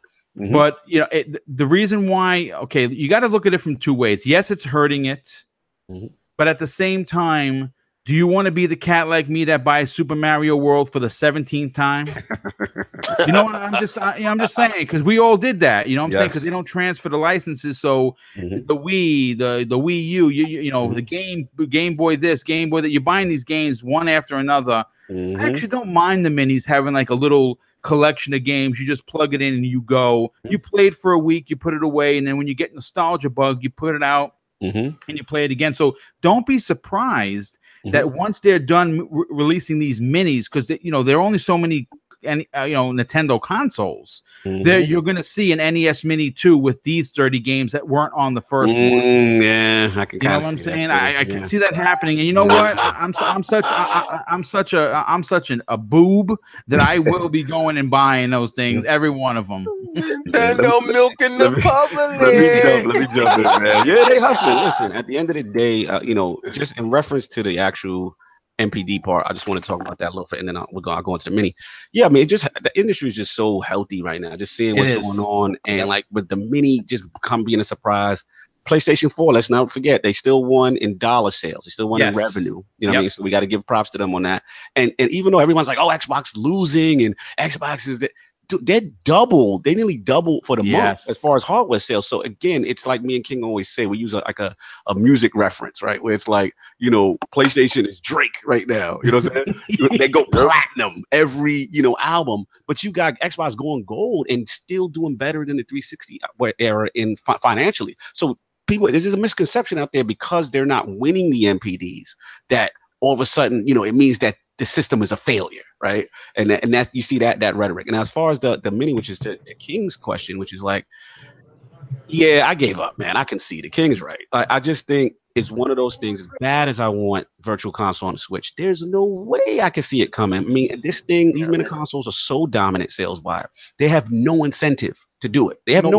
What's going to happen is, I guarantee you, when the GameCube comes out, the mini GameCube, that's when they'll start doing the Switch. Yeah, they got to rock out this whole cycle. You know what I'm saying? And I think that's what it is. It's just a moneymaker. And my only personal hope. And I think that mindset's hurting them overall right now. Like, yes, people have said that. It's like the 3DS thing. It's like, look, if I understand that's a huge market, but like you're trying to grow the Switch market. That's one of the reasons the Wii U failed, is because they were focusing too much. They were focused too much on the 3DS. They built, and I'm like, I get it. It's a big, it's a big thing that you've built. It's a huge brand, but you are sacrificing the brand you're trying to build to maintain to maintain the older one. No, and I get it. And here's the thing: we all know Nintendo beats to their own drum. And one thing, with the Wii being, what's Wii funny is the other consoles, they will on occasional bend to like the social media aspect. Yeah. But Nintendo ain't having case. They do what they don't care. We don't care. At the end of the day, it's hard to fault them. Again, just if you look at it not as a gamer, if you look at it as pure business, it's hard to fault them to stop. The 3DS market is still huge, right? It's still selling. See, I don't even.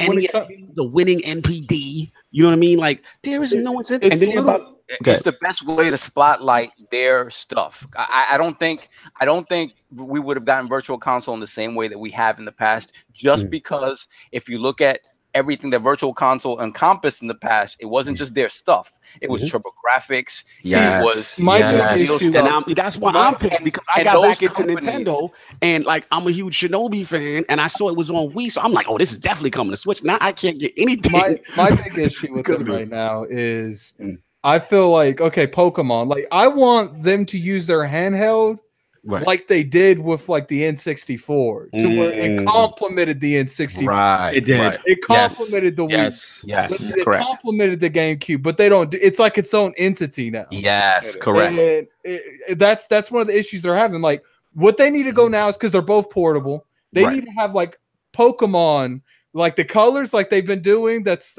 instead of having both of them on the 3DS or both of them on the Switch, split them up. One's on the Switch, one's on the 3DS, and they can cross play and play against each other. I know that Lord Old School style. I don't stock in any gaming company, so NPDs don't mean anything to me. Just enjoying playing on whatever system. I feel you, Lord Old School style. I mean, just to finish my point, I think it's just one of those things that my last hope for any type of Virtual Console is when they launch this online service in September. Yes. And we know they're going to offer some free games. I just hope it ain't just ice climbing and that's it. I think they will. I think that's one of the reasons that we haven't seen them put that in the market is because they want to use it as like that. Get this, and you like if you want my honest opinion, all they would have to do to keep a lot of people happy is put a bunch of those in like a service like Game Pass. But instead of Game Pass being its own entity with like price point, it's just like you subscribe to our online on the Switch, you get access to all these. Listen, you know how many people would fly to that service, even because everybody's upset with it because of the voice chat situation, but people would fly to it for something like that. So, yep, they sure would. Interesting to see, man. Ken, you got anything else on your topic before we move on? No, I just realized that it is absolutely insane for them to even think about saying, nah, you know, we're gonna think about the consumer. I don't ever believe Nintendo was ever consumer friendly ever. Never. I believe that people are like consumer friendly. Let's be real here, King. They just pretty much almost finished the Wii U. We all know they're gonna hit up that GameCube library, remake a bunch of stuff on that. Then I told you that. I said all those we're gonna games see Mario Galaxy. We're gonna see Twilight Princess on the Switch. You're gonna get the whole back catalog. And you know what's funny? And I can't wait for it. 80% of those remakes that they would do, I would buy on the Switch. Yeah, me too. That's what I'm waiting for. Luigi's Mansion, I would buy in the Switch. Exactly. There's always that game, even though we complain with Nintendo practices. There's always that game. Yo, I'll buy that though. But guess what? Luigi's Mansion is only on the 3DS. Yo, we are such suckers when it comes to these dudes. Like, listen, they did this, and this is how much of a sucker we are for them. They said, "Here you go, play with this." Cardboard. And it took off like hotcakes. Like we laughed, but it took off like hotcakes. We are such suckers. And listen, you know what's funny? If Microsoft would have said cardboard, we laughed out the room. No. It would have never made it. And I'm pretty sure somebody in the boardroom yelled out, "Yo, I got a cardboard game." Said, shut his up now. You know what the funny thing is? Like, there's certain games out there that they could literally keep bringing back out on another platform, and I will. Like Final Fantasy VII, I've bought that like 6 times. Yeah, there's always those games, Final Fantasy IX, I've bought that 6 times. Exactly. All the Zeldas, I've bought at least 5 times. They know that their base will bend the knee to those franchises. They sure will. That's just what it is. And that's why I can't knock it. I got to be Lord Corporate right now. I understand what they do. If they brought a Legend of Zelda Collector's Edition for the Switch with Majora's Mask, hell, they can literally bring them all individually, and I would buy them all at $40 to $50 a pop. Because those games they listening to you right now. They just heard you. Just somebody in their room just said, "Ding, ding, ding, ding, ding." That's already in the pipeline. That was coming already. Yeah, you know that's coming. You know that 3DS version is going to be upscaled and brought on the Switch, and so is that Majora's Mask. And look at it from the perspective when those games come out on the 3DS, they were huge. They sold really well. Yeah. The moment they come on the Switch, that's one of the reasons the GameCube did well when it first came out the door, because it came with the Legend of Zelda Collector's Edition. Yeah, and people, if you look on eBay right now, that game with the case is for like $100. Yeah. Real quick in the chat before we move on. Face 23BKNY just tells us that power really doesn't mean anything. And Victor Allison has a question for Saab. Red Dragon put out a video with a question asking why hasn't Xbox One NPD in almost 2 years. Do we really want to tackle that? We're just gonna have Saab answer it because really for him, you know what his answer was poor marketing. Saab, what's your answer? As far as MPD they haven't won an MPD in. They won MPD. It hasn't been that is fake news, sir. Yeah. Do they need to fix their marketing? Yeah, I said this last week. They need to. Whenever the next consoles come out, they have to be very clear about their messaging, especially. They gotta have good communication. Scarlet Cloud, absolutely. Yeah. Like if they don't, it's tough because. You're not gonna get the casual person understanding what you're trying to sell. And I just actually watched that video not too long ago, like an hour ago, when I was driving back. Yeah. When it comes to that particular, like, I have to agree with Red Dragon. It's not a coincidence that around when the S came out, that's when Forza Horizon 3 and all that started dropping gears. Yeah. It's not a coincidence. The S helped. But it was those bomb games that dropped every month for exclusive sell, brother. But it is, yeah, absolutely. Yeah, because shout out to Master Shake. Multi-plats keep people on the platform, but exclusives get people to buy the platform. They hold their weight, man. They hold their weight. Yes, last comment from the chat on this topic. Irrelevant Native, he said, can we get a new Patreon tier that would make Lord King play those Nintendo cardboard Labo games? All of them. He just said all of them, right? Yo, listen, I thought you was my friend. Notice he said finish. I thought you was my friend. I thought you was my friend. Listen, I ain't paying Attic no mind. Attic got the time in the world to sit there and play one game until his eyeballs bleed. That's his business. But you can play. Listen. I'm buying multiple games. Okay. Listen, I got stuff I want to see and stuff I want to play. Please leave me alone. But still in the rapper. Yo, and on that note, exactly. No. Time out. I gotta address this man. I gotta address this man for one reason. Why is my gaming habits affecting you? It's affecting me mentally, man. I feel like, I'm a little uneasy, like I'm going to turn into a werewolf or something. Like, my God. Took it care of. Let's eat Addict's issues. So he's up next. Addict, man, what you got? Your favorite franchise. What's going on, man? Well, I mean, there was a website that came up randomly.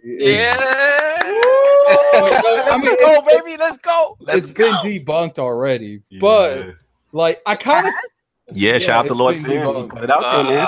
TICBizNetwork.com. Let's go. But like I feel like maybe someone like I still think it's still legit because like here's the thing, like the way that first off it was called Reaver. Okay, let me just explain. Give us the history because us non-fable, my non-fable self needs to be educated. A website was leaked and it read Reaver Industries. That's the exact name of a character that was in Fable 2 called the Hero of Skill. He was a hero of skill. He's one of the main characters. Okay.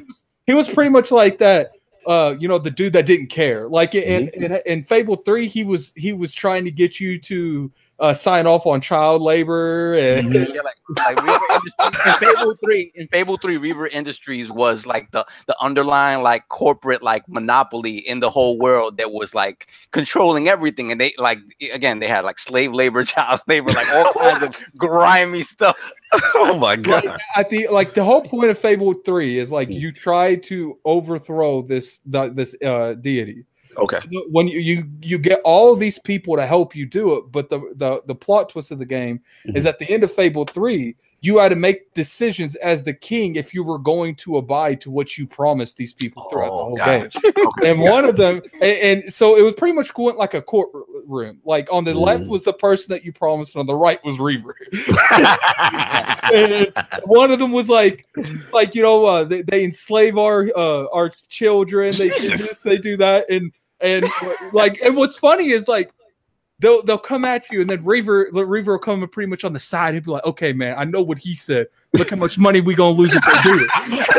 Like this nice businessman cohort to try to influence you. Like, and I'm not gonna lie. There was child labor in my game. There was. Hold on, no, you had the children making Nikes. There was a lot more. There was a lot more work. There was a lot more. He had them in the sweatshop making Nikes. What's going on? But anyway, so what happened is he had his own logo. This website was brought up that said Reaver Industries. It had the logo that from was the game? it was the exact logo. Now it does look like it was different, but I would go around that. Walmart's logo hasn't looked the same in 10 years. Right. People change their logos. It's still the same, but it's reimagined as the same logo. Like for instance, our logo. We've had the same logo, but we put different. The design's been different. So that native, he's stupid. He said it all makes sense now. Attic hates Nintendo because he hates kids because of family. But anyway. Look, man, when Reaver came up to me and was like, 200 billion if you don't make these kids do your work, I was like, here, have mine. Oh my God. Oh, wow. No remorse. No remorse. Wow. He said it makes sense now. But the website was part of that. They did publicly say it on their Twitter account that it wasn't connected to Fable. But I'm like, look, if you have a company called Reaver Industries, you have a logo that is first off on the website, it said open to the public in 2020, which is what we assume the next Xbox. Yes. Yep. So I'm like, okay, there is a good chance that this was clearly not a coincidence. This was clearly just a coincidence. Right. Someone else took that, and one would think if they made that, wouldn't Microsoft have copyrighted that name, Reaver Industries? Like, I don't know how that works, but anyway. But when you put it from that perspective, you can take it as it's just a complete coincidence, has nothing to do with Microsoft, or you could go to the direction, well, someone accidentally launched it and didn't realize they launched it, and because it's just too many similarities. Listen, Attic, I know you are the conspiracy theorist at the table, but I have to kind of feel where you're going, because it's almost too coincident a rumor.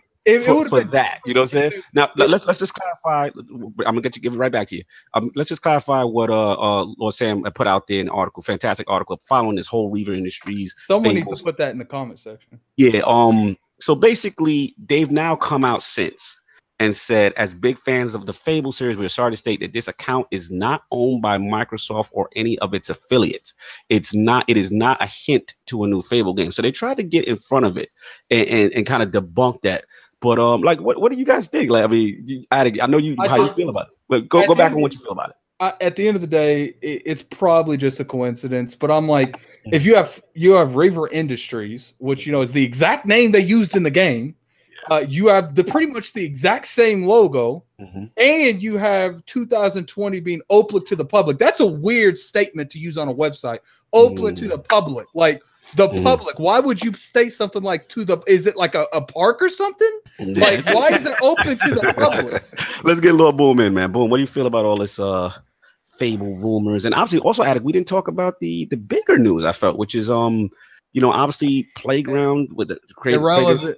Yeah, I just got to state something irrelevant. The moon landing was fake. Okay, just like the Earth is flat, so we got to go with that. Oh my! Don't get kicked, by please. Let's leave it alone. All right. What I was gonna say about Playground, obviously they've got the second studio, right? And this is going to be most likely dedicated to this quote-unquote top secret project, aka Fable. Come on, because we all know it's Fable. And they've made all these hires, right? They got like some environment artists from Star Wars Battlefront 2.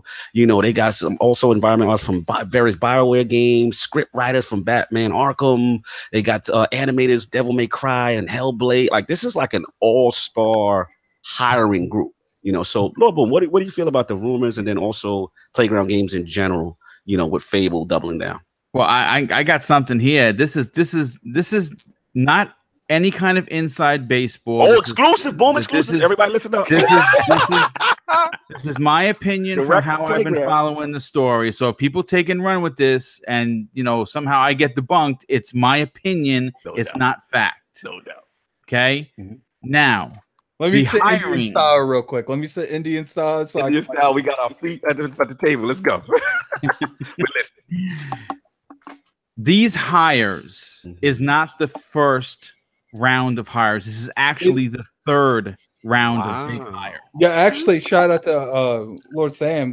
In the actual article, they actually hired people from like GTA 5 like 6 months ago. Yeah, Metal Gear Solid 5. There was a few big names up in there. Okay, now check this out.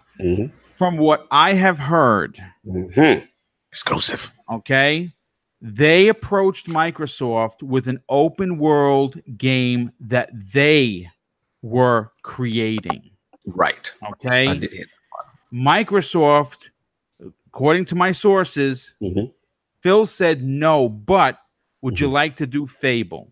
Now here's the thing. There has been way too much big name hiring for Fable 4. Okay. Here's my exclusive. What you thinking? Not only are they working on Microsoft's label, Fable, whatever, they're hiring for their game. And they're going to be. Do you think they're going to make them both at the same time, or make Fable then make that one? I think what they're doing is they're going to be making Fable and taking the knowledge from that game over to their own game, which of course is going to be under the Microsoft brand because Microsoft now owns Playground Games. Now again, this is complete speculation, but it's just too many big name hires for one game. It doesn't all point to. if you want my opinion, I really feel like that because I feel like Playground they weren't like OD'd on making Forza Horizon, but they wanted to make something different. They couldn't get because they went to multiple people to try to get that funding. That is correct. Yes. After they couldn't, I really think that Microsoft used that brand. It's like, look, like you guys want to make this, we can't like. Obviously, they've been burnt too many times. Like we already own Fable, so that's not an issue. Yeah, we need your. I think they used that second studio to like with the agreement that they would fund that second studio to buy Playground in general. There's a lot of people really want that new Fable game because Playground was very open that they wanted to be independent, and then all of a sudden they're making a Fable now, and they let Microsoft. Hold on, I gotta get at the chat right quick. Shout out to Delta Boy. He's like, none of you have inside information. Fable is trash. He's like, they need a new IP. That's just silly now. None of us said any of this is fact. It's all the same dude that hyped up Shadow of War. Secondly, Lord, Shadow of the Colossal. Whatever. Listen, what's up, Fable? If Fable is not a franchise you like, that's fine. All we're saying is that if these rumors are true, that if there's a second franchise, maybe that could be the franchise for you if you don't like Fable. So that's what we got. Right. I mean, listen again. When you see a studio hire a couple of big name guys to be lead producer, lead art, artist, lead graphics guy, whatever, however you want to put it, you're like, okay, they're working on a big game. But when you start seeing them pull together so many, and these aren't just your regular, these are all-star cast people, right? These are people that have led teams. Yes, you understand what I'm saying? Absolutely. So I'm not. You know what I want to bring up real quick too? Sure. Like all the shine is on the second. Let's be right here. This second company, this second studio for Playground's getting all this the spotlight. It's looking like it's going to be like their go-to for RPG, and we still have no idea what Initiative is making. And that is literally the studio that was designed. That's the quadruple A. Say it right, quadruple A. So like it's nice to see that like Microsoft is like, look, we're tired of being made fun of over exclusives. Yeah, like, we are done. Real quick, Boss Move says Playground Games Fable is going to have horse racing. Look. I know people are laughing, but don't be surprised. I won't be surprised. And then shout out to Sam. He says, keep in mind, new Fable was signed before Phil's promotion. And people always try to like poke at me when I say that, I think Fable is going to be an Xbox, the next Xbox exclusive. And right there, where Sam just said, this game is in development for a little bit. Absolutely. They're just bringing on people to help with the development now. No doubt. Lord Sovereign King, so we can move on. What do you feel about this, the rumors, you guys? I mean, I don't care about it. Yeah, I think I agree with BoomStick where it's like, you don't bring on these people for one game, especially a game that's been, let's say the game is sort of been in production a year and a half, maybe to 2 years. Like it's in the weeds in terms of this. It's being developed now. I'm not a fan of sitting there deciphering these codes the stars aligned and last night they said that business will be brought across I gotta call you out on something, dude. To the solstice to make it get together to form a page. What you gotta call about it? It could be a troll page. No offense. But the entire Destiny community went together to solve a binary puzzle. That is true. It was the most ridiculous thing I've ever seen in gaming.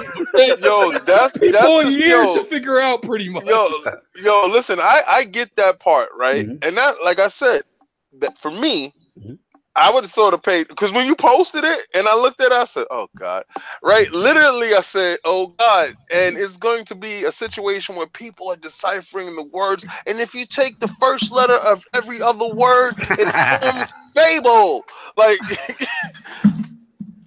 but when they announced the game, listen, that's what we do. Like, I feel that. If you think about every topic we're gonna have coming down the pipeline, how many topics have we talked about that was actually confirmed? We do like just Scarlet in general.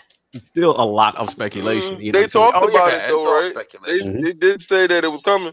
Yeah, I mean, we know that a Fable game is coming, and we do. Hopefully, I hope that it's on Scarlet. I hope it's a launch title like they learned from Zelda. It's a game of that nature. Don't put it on this relic. You know, it's dead. This stuff is dead. They got the way that it's looking. It's looking. There's a good chance. I don't know about Fable. Fable could come out that year after the next. No, I wanted that day.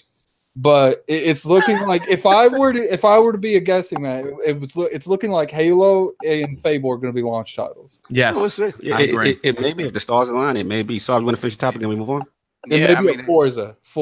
That's the same thing. Exactly. You'll have a Forza, right, to show off, like car games the always real show power off of the system. Absolutely. I don't know. I think Fable is going to be a very attractive game. Oh, absolutely. Yeah, I think so too. It has to be. I don't know if you get both Halo and Fable.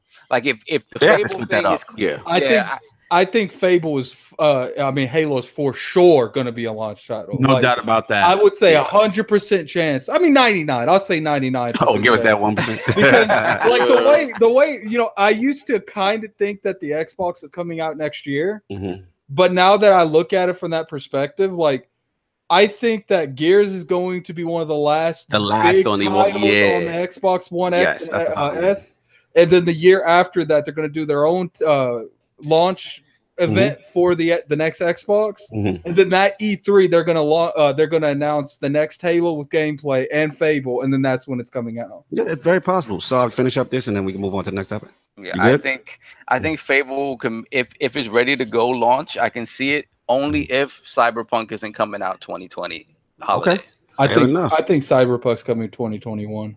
Yeah, let's see. Everyone's excited for that. Lord Saw, what's going on in tech world, man? What's up with AMD? Oh, okay, it's my turn. Okay. Is it what out of curiosity, what was the topic you wanted me to help you school people with, King? Like No, we already did it. Oh no, it was the Switch. It was the Switch. You already did it. You already did it. Y'all were too busy fighting about other things, and y'all forgot to link up. Let's move on. These two people are listen, Addict, these two individuals are so happy that the infighting started right there on that topic that they didn't get a chance to get bashed. Like, I was like, listen, listen, I totally threw Cognito off when I took the knee and I bent the knee. He's like, wow, that's crazy. So he just automatically just yanked my narrative away from December. So it's all good. Lord, what's going on with AMD, man? All right, so I have two quick little topics here. I want to talk about. Going back to what King was saying about speculation, right? Yeah. So this past week there were two articles that I saw initially, an article by AnandTech, and then a second article that came out yesterday from Richard Ledbetter at Digital Foundry, talking about how AMD has collaborated with a Chinese hardware manufacturer to create a new console console hardware for the Chinese market, which has really not been seen before. And the interesting thing about this console is that is using the system on a chip the same way that you're using the PS4 Pro and the Xbox. So it's not traditional. It's traditional console hardware in that respect.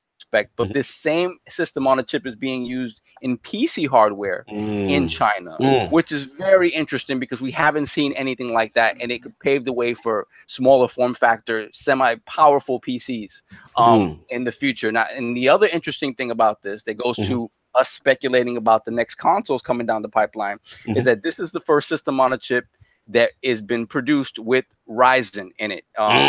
Which is what we was hoping for Scorpio. Exactly. When we speculated a lot before Scorpio came out that they were going to use Ryzen on their system on a chip, and instead what they did was they souped up their Polaris cores, and thus we still have a CPU bottleneck. Right. So this is interesting because it's the first system on a chip we've seen with Ryzen on it. And from what they've talked about with the breakdown of this system on a chip is very close in power to what a PS4 Pro gives you. The difference is that it achieves it achieves that power in a different way than the PS4 Pro does. Okay. Because here they bump up the CPU, which is what people want to see. How that's our frames right there. The bump in the CPU gonna help the bottleneck, right? Right. So it has less RAM, right? So it's lower than the PS4 Pro in certain aspects, but the CPU prop up is what pushes it to that level. So one thing that Richard Ledbetter said, which is very interesting, is he said the CPU, like we've talked about, the CPU is the key. Is the key. Absolutely. If you can get a 3 gigahertz CPU in console hardware, you're essentially guaranteeing yourself 60 frames per second gameplay. Absolutely. So it's a matter of cost effectiveness, right? No doubt. Let me ask you this question, because obviously you are a technical lawyer, but my thing was like ultimately how like you said, like I just want to know like how is this going to affect next generation consoles? We know PS5 is coming, we know Xbox 2 or whatever name they're going to call it is coming, and my main issue basically is cost effectiveness, right? Right. And like you said, 60 frames, because as powerful as the score is, right? We all know that that the CPU is the only holdback, right? The GPU, fantastic, but the CPU is the only holdback, and that's why they get clowned a little bit, like, okay, what happened to 4K 60 uncompromised on everything?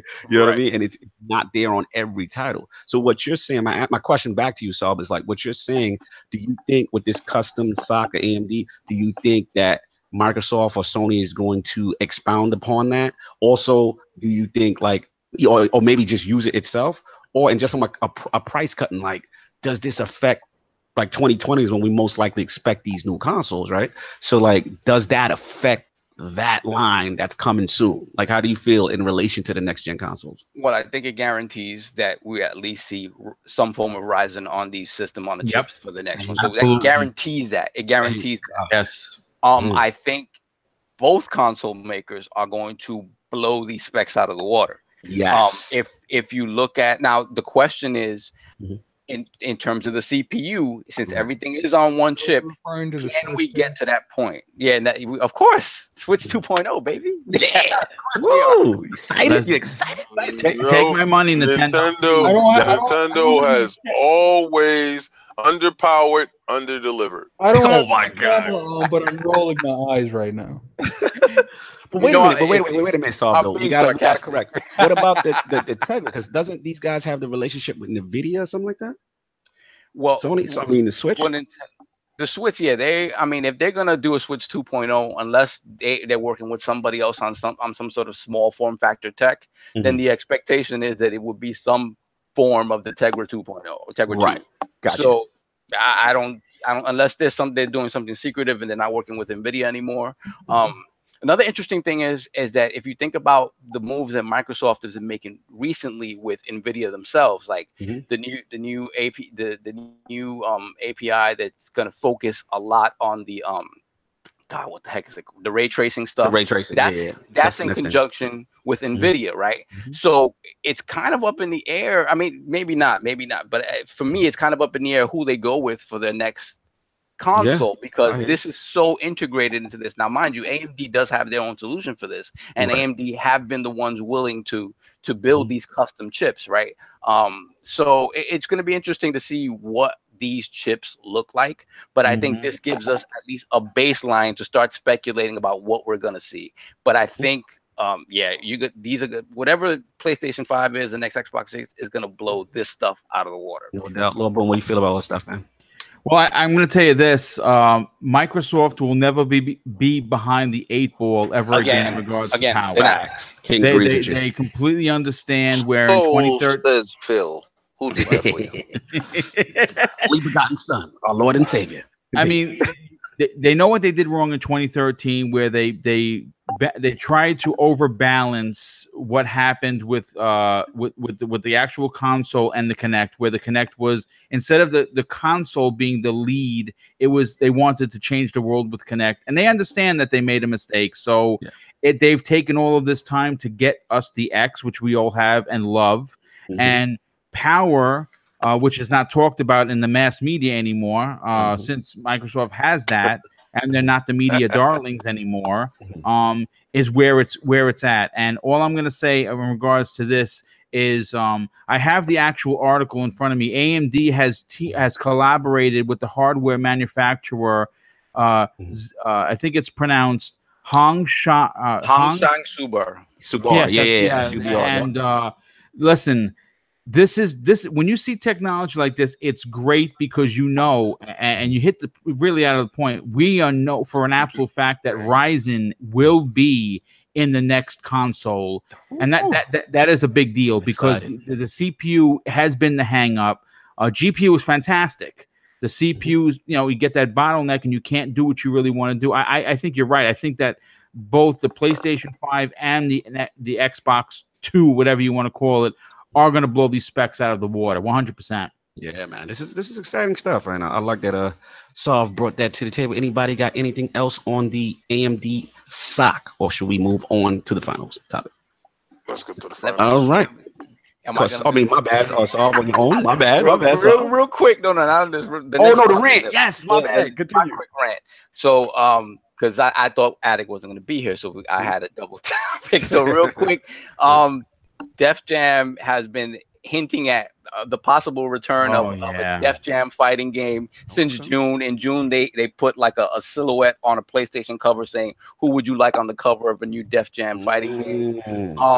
And again last week. I know.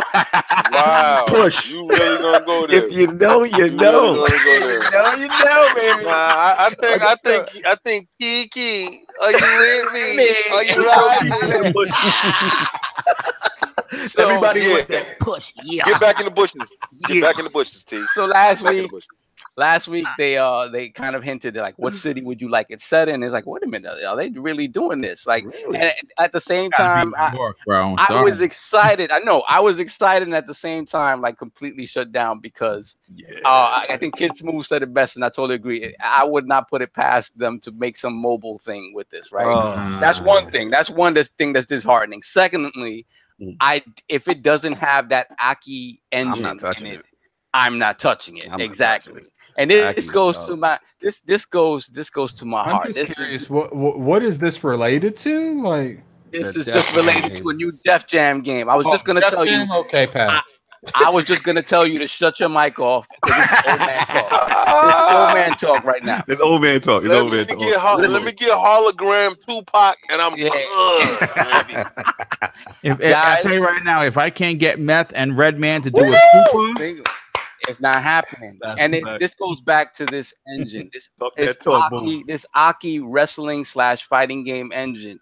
Mm-hmm. This is the stuff of legend. Yeah, it is. This engine to this day has not been surpassed in bringing the feeling of pro wrestling to life. Yep. I don't care what these 2K games are doing. Mercy. WCW versus NWO World Tour. WrestleMania.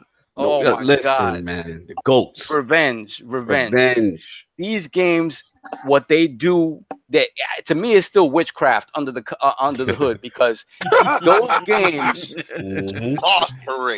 It was just you didn't know what was happening, right? You could be good at the game, right? And if you're fighting someone until they got blackmouth though. Yeah, no, that wasn't Aki. They gave that. Okay. I know what you meant. We hated that. That was the one on GameCube. Yeah, that was Ukes. Remember, they tried to mimic the Aki engine, but it didn't work. It didn't work. Yeah, they came out with Blackmouth. Yeah, the Blackmouth. Characters open their mouth, they would be like hollow souls, and we call it the Blackmouth. You guys have to really understand. You guys in the chat who were not around, didn't play these games, you have to understand what these games are. And Preach. Honestly, guys, like there's no game that we went bonkers for more as a group. Yes. Well, actually, one Halo. Halo's the one we did the system bought televisions, 4 TVs. Like we bought televisions that nobody owned. Like, we all pitched in for 2 televisions. And they folded. I folded wrestling for them though. I folded. Wrestling. Well, Halo folded everything. I mean, Halo was. Yeah, but I folded it with Goldberg. I folded wrestling. Well, no, that's what you folded that. We got tired of that. But we went out for this game. They didn't want to play wrestling with me no more after I got the Goldberg. That was the SmackDown, the PlayStation game wrestling. This is the thing, though, and that goes to my point. Those games, right? Those PlayStation SmackDown versus Raw, they don't hold the candle to these N64 games, and it's because of the gameplay. That engine. Yo, that engine, you could go in and you could be beating up on somebody. If you make one mistake, and you allow them to get their spirit meter back up, yeah. the whole flow of the fight can change. This guy who you were whipping on could turn around and beat you, and that's the product that professional wrestling is. Yes. This is not these games now. They're more like a fighting game. If you're whipping on somebody from the beginning of the match, you're gonna beat him. Period. He's not coming back. Yeah, that's the start of the King era where we hated them games. He was dominating. That's when I came through. That's when I came through with my knapsack. Goldberg.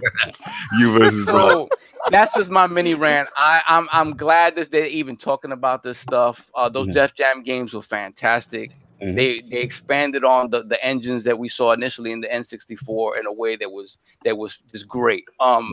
But I'm saddened because I don't think it's going to be anything that we care about. That's a shame. It's a shame. That made the Goldberg era. Shout out to the PlayStation team that made that. It's going to be that. It's going to be that football game everyone hyped up, and it turned out it was a mobile game. Oh yeah. What was it? Joe Monte? Something I forgot. Yep. I remember. It was a mobile football game that came out. Yeah, remember they thought it was coming. It was supposed to be exclusive. What was it? Montana. It was something. Joe Montana. Sports Talk too. Sports Talk. Yeah, I guess they thought Sports Talk was coming back. You know what I'm saying? Shout out to UK Dasman's Undertaker versus Goldberg. Old man match, no doubt. Yeah, man. We used to have so much fun with those things, man. And like Lord Soft said, the Aki fighting system, those wrestling games to me were superior. The counter system, the interaction, and as they evolve, you can make your own pay-per-view. And it was such a back and forth. I mean, we spent so much time. We spent so much time that. We would all put our names in hat.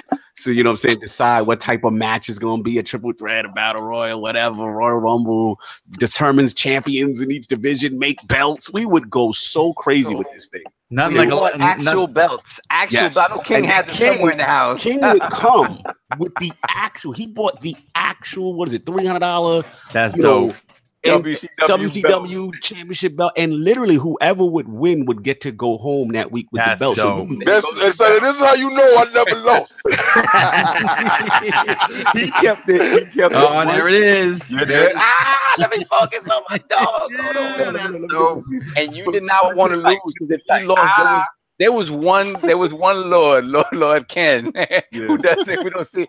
When he lost the King, he was forced to crawl under King's legs while King was holding the belt over him. Yes, we would come up with that's scar for life. Just by the way, my best match was Drew. My best match was Lord Drew, where he had to carry me on his back down the block. That was my best match. Shout out to Lord Drew, man. That was hilarious, man. Fun times. No. What's up? No, my best game that I've ever won has to be against Lord Black Magic. Black Magic. God. Where he had to walk butt naked down the street. That one was my best match. You never want to bet Lord There's King. A lot of scarred human beings walking around thanks to this. Yes, because here's the thing, he don't care if he lose. His thing, if he gets you one time. That's why the Addict versus King is so interesting. Because when Kratos take that loss, I'm gonna rag you like a dog. So that's part of the Lord's history, making those insane. That's the origins of Bend the Knee, y'all. Just so y'all know, like that's how all that started. But yeah, fantastic topic. So I know that we got to move on. I'm gonna rush to this last topic because I know we're running over. We got to get out of here. All right, so we've got some news from our good friend Casey Hudson, and talking about BioWare. And I'm definitely gonna pass this off to Boom because. You know, we obviously there was an Anthem panel at PAX, and there was some talk about the future of the Mass Effect franchise, Dragon Age franchise, and one thing I also want to talk about too, which I think a lot of people don't really mention a lot in regards to Anthem, is the approach. And I want to shout out Lord Samuel Tolbert, of course, our Lord editor at the TICGamesNetwork.com, and he put out this article as well in reference to Casey Hudson. So basically, what they're saying is, Casey's saying is, it's going to be a combo experience. And this is kind of also, shout out to Lord Arix when we had him on. And he kind of hinted to us, and we didn't even realize it. And remember, we were doing the whole thing, Destiny 2 versus Division 2 versus Anthem, who's going to survive and all that. And he said, look, you made a great point. He said, these guys, Anthem, may be going for something completely different. And the vibe I'm getting from Casey Hudson now is that they're doing a combo single player experience and then a multiplayer experience.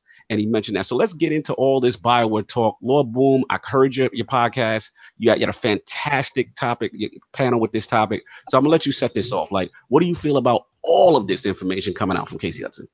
Well, first and foremost, you have to understand something. The reason why Andromeda took the L was because Casey Hudson wasn't on it. B team. Okay, that's the bottom line. The Casey Hudson's backstory with Mass Effect is, I hope he writes a book, because you have to understand the passion that this man has for that franchise. He called it his child. You don't say that about a franchise unless you give an S about it, right? Say that about a franchise that you abandoned, though. Well, you know, I mean, well, he's the type that moves around from different things. Like, he kind of gets disinterested and comes back, and I mean, he was getting a little burnt out on the edge with the Mass Effect thing, and he left to go work at Microsoft to kind of, I guess, cool his jets a bit. Yeah, he was supposed to be on the HoloLens project. Yeah, he was on there for a while. I don't think he did much when he was there. He just kind of recharged his batteries. I am going to say this: that midsummer update that they posted on BioWare's blog, where he said that this is his exact quote. We hear you loud and clear. The interest in BioWare doing more Dragon Age and more Mass Effect. So rest assured that we have some teams hidden away working on some secret stuff that I think you're all going to really like. We're just not ready to talk about that for a little while. Now, there's a couple of things that you can take away from this. First of all, understand that Mass Effect, a proper Mass Effect, is coming, so that's dope. Thank God. Okay, but here's the other thing, and I did a poll over the weekend. I've been tweeting at EA. I've been tweeting at BioWare. I think it's about high time that they just already cut the BS and release a 4K HDR version of Mass Effect 1 through 3. Let's go. Add the DLC. Charge me $59.95. Oh, they're gonna get that money. And I get you. I'll tell you this right now. Whatever month that game comes out in is winning NPD #1. Woo! They're sitting on a gold mine with that. They are. And considering that it's EA, I'm very surprised that we have not seen that as of yet. All right, I got a good statement to say about that then. So everyone that loves Dragon Age, that loves BioWare, don't buy Anthem. Why? Why not buy it? I don't know. Anthem comes out and it's kicking and they making bukus of money. They ain't going back to those friends. No, it's actually the opposite. I don't know, dude. I think that they have BioWare is such a big team. And they're such a historic team that we're talking about. They're gonna be like, we this is a gold money. Like, let's say that comes out and that is doing numbers, and that gives them incentive to make this proper sequel that the fans want. But I get that. But like, when a lot of companies, when they hit a gold mine, they don't just go make something until that gold mine continue to mine that property until that property goes dry. But there's really nothing else to mine because EA does that. That's their MO. I understand what you're saying. The only thing I think is different in this case with Mass Effect is that it is well regarded that the first 3 are revered, right? Those are like the everyone was disgusted with. I shouldn't say everyone, but most people consider Andromeda a mediocre game, not a terrible game, but a mediocre. And that's not how you want to have your premier franchise. And being how bad it was received initially, remember those memes and those graphical glitches? Those were all over social media. So the thing is, people at that point was like, damn, because of this kind of stumble with Andromeda, now we have no hope of getting a proper Mass Effect. So now that they bring Casey back, who's kind of like the father of Mass Effect. I remember we came out, that E3 on Xbox stage with the perm. I was like, who is this guy? But I was like, yo, this game looks cool. And they had conversation choices and all this stuff. Like, they debuted that. And remember, Boom, this was an Xbox exclusive at one point. That is correct. Yes. So, okay, I'll throw it to you this way then. Let's say that the game comes out, it's extremely successful, and they do. No, I'm talking about Anthem being successful. Oh, they don't want to leave Anthem because they're making bukus of money from it. Let's say that does happen, and they're like, okay, we're making a lot of money. We can fund 3 BioWares. I mean, 3 Mass Effects. What happens if they try to take a BioWare through the Anthem approach? He's like, let's make it more like Destiny and make it an open world thing that a games of service. Like, it can happen. Like, it can happen. There's no doubt anything can happen. If that game comes out and it's extremely successful and EA finally gets that Destiny money, that, you know, constant revenue coming in constantly like they have their sports games. Right, absolutely. It's going to drastically change something. The only reason why I disagree is I'm a Mass Effect head. Here's the difference. The problem is Anthem already controls that Destiny / space, as well as they're trying to keep some narrative. The difference with Mass Effect is people forget when 2 and 3 came out, they introduced a multiplayer mode that was very successful. Yes. It was like a co-op, almost horde mode. It had microtransactions up the wazoo. Let's keep it real. You could buy those boxes and, you know, so to me, they've got their revenue stream already. There's really no need. And I feel like the market's changed since then. It has, but you cannot. If you want to bring Mass Effect back, you have to give people the classic product. Yeah, it has to be Mass Effect. But how many franchises have we said that about? And then the franchise made a sequel and it wasn't like that. Well, if you look at Gears, right? Look at Gears, right? Gears 4 was very safe because they had to make sure that the Coalition could make a Gears game, right? I think with Casey coming back, and he made it clear before. He said it. He said, "We're gonna give you the Mass Effect that you want. We're not. It's not shelved." They said it's shelved. It happens. The only reason I would say it happens is because of Casey. I think now it's because he's in that position where he can dictate stuff. Exactly, and that's his baby. He's not gonna let them bastardize his baby. That's just how I see it. Well, we know that game is coming. We know that. If they brought him back, it probably was part of his contract. Like, listen, I'll come back if I get a chance to have a crack at my game, letting my game go out how it's supposed to go out, opposed to this limp dog that limp to the finish line that nobody really plays right now. So I will say this though. I will say this: Mass Effect coming back under Casey still has to be a bigger beast than old Mass Effect, right? It still has to be different. Oh, yes. Because that game is going to be coming out in a post-cyberpunk world. It's going to be coming out like it has to be better. It has to be expanded. It can't be, because we can say whatever we want about Andromeda. Andromeda followed that formula just in a very boring way. It wasn't, but the formula was there. Right. Would it be fair to say because they missed their opportunity in this gen and trying to reboot it again next gen that it might have done too much damage to the brand? I mean, I'll let Boom answer, then I'll jump in. Well, look, I mean, you had one Mass Effect all generation, and it's received really poorly. Do you think they'll be able to survive another one next generation? Well, no. I just want to throw my 2 cents in for that, because here's the thing. Right now, it's all hands on deck to get Anthem out and let Anthem do the real grunt work for them. What they're going to, you got to remember, Dragon Age and Mass Effect are probably going to be funded by the success of Anthem. So you may not see. I mean, listen, you're not going to see a Mass Effect come out in 2020 because you're going to be talking about expansions and things of that nature. This is going to be a next gen title for sure. But what I'm saying is that if they want to reinvigorate the love and the fire for this franchise, an HD 4K HDR lovely package of the 3 games that are listen, those 3 games are probably some of the most revered titles on the Xbox 360. They will make a mint. So again, they have something. He said that we have some secret things that we're not ready to talk about right now. That's probably that's probably that triple pack that we want. I don't think it's a Mass Effect for this generation. I completely agree. All I'm saying is I wouldn't be surprised if Anthem was such a hit and they made more money off Anthem in 3 years than they made off Mass Effect the entire time it's been around, that they just put everything on the back burner and focus nothing but on Anthem. Listen, I hear where you're going with this. I definitely disagree.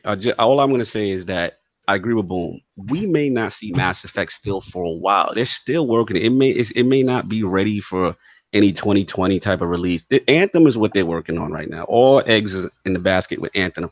I get that. But I do agree with Boom. One thing you do is you let a franchise go away for a while, right? And then you bring out like that's what like shout out to Lord Bill Stillwell and stuff. Why certain backward compatibility games don't come yet, because it's a lot of these publishers that say, hey, we know we can give it to you guys, but we want to line it up for a set of releases. That's how you market. So let's say Anthem does this well for all this generation. The start of the new generation starts, the next generation of consoles. You know, maybe they come out with another game, and then it's like all of a sudden now we get the Mass Effect package, and then they just roll it out with, so you get the, you know, the 4K 60, all 3 games. That is a cult classic series. You don't understand, like the Mass Effect fan base are ravenous, and they've been wanting this. Like, this is easy money they sitting on right now that they could drop out and people will go crazy. And that's how you get the love back, you get the energy back. Everybody's like, yeah, Mass Effect, feel good. And then you start lining up the marketing for the new one, right?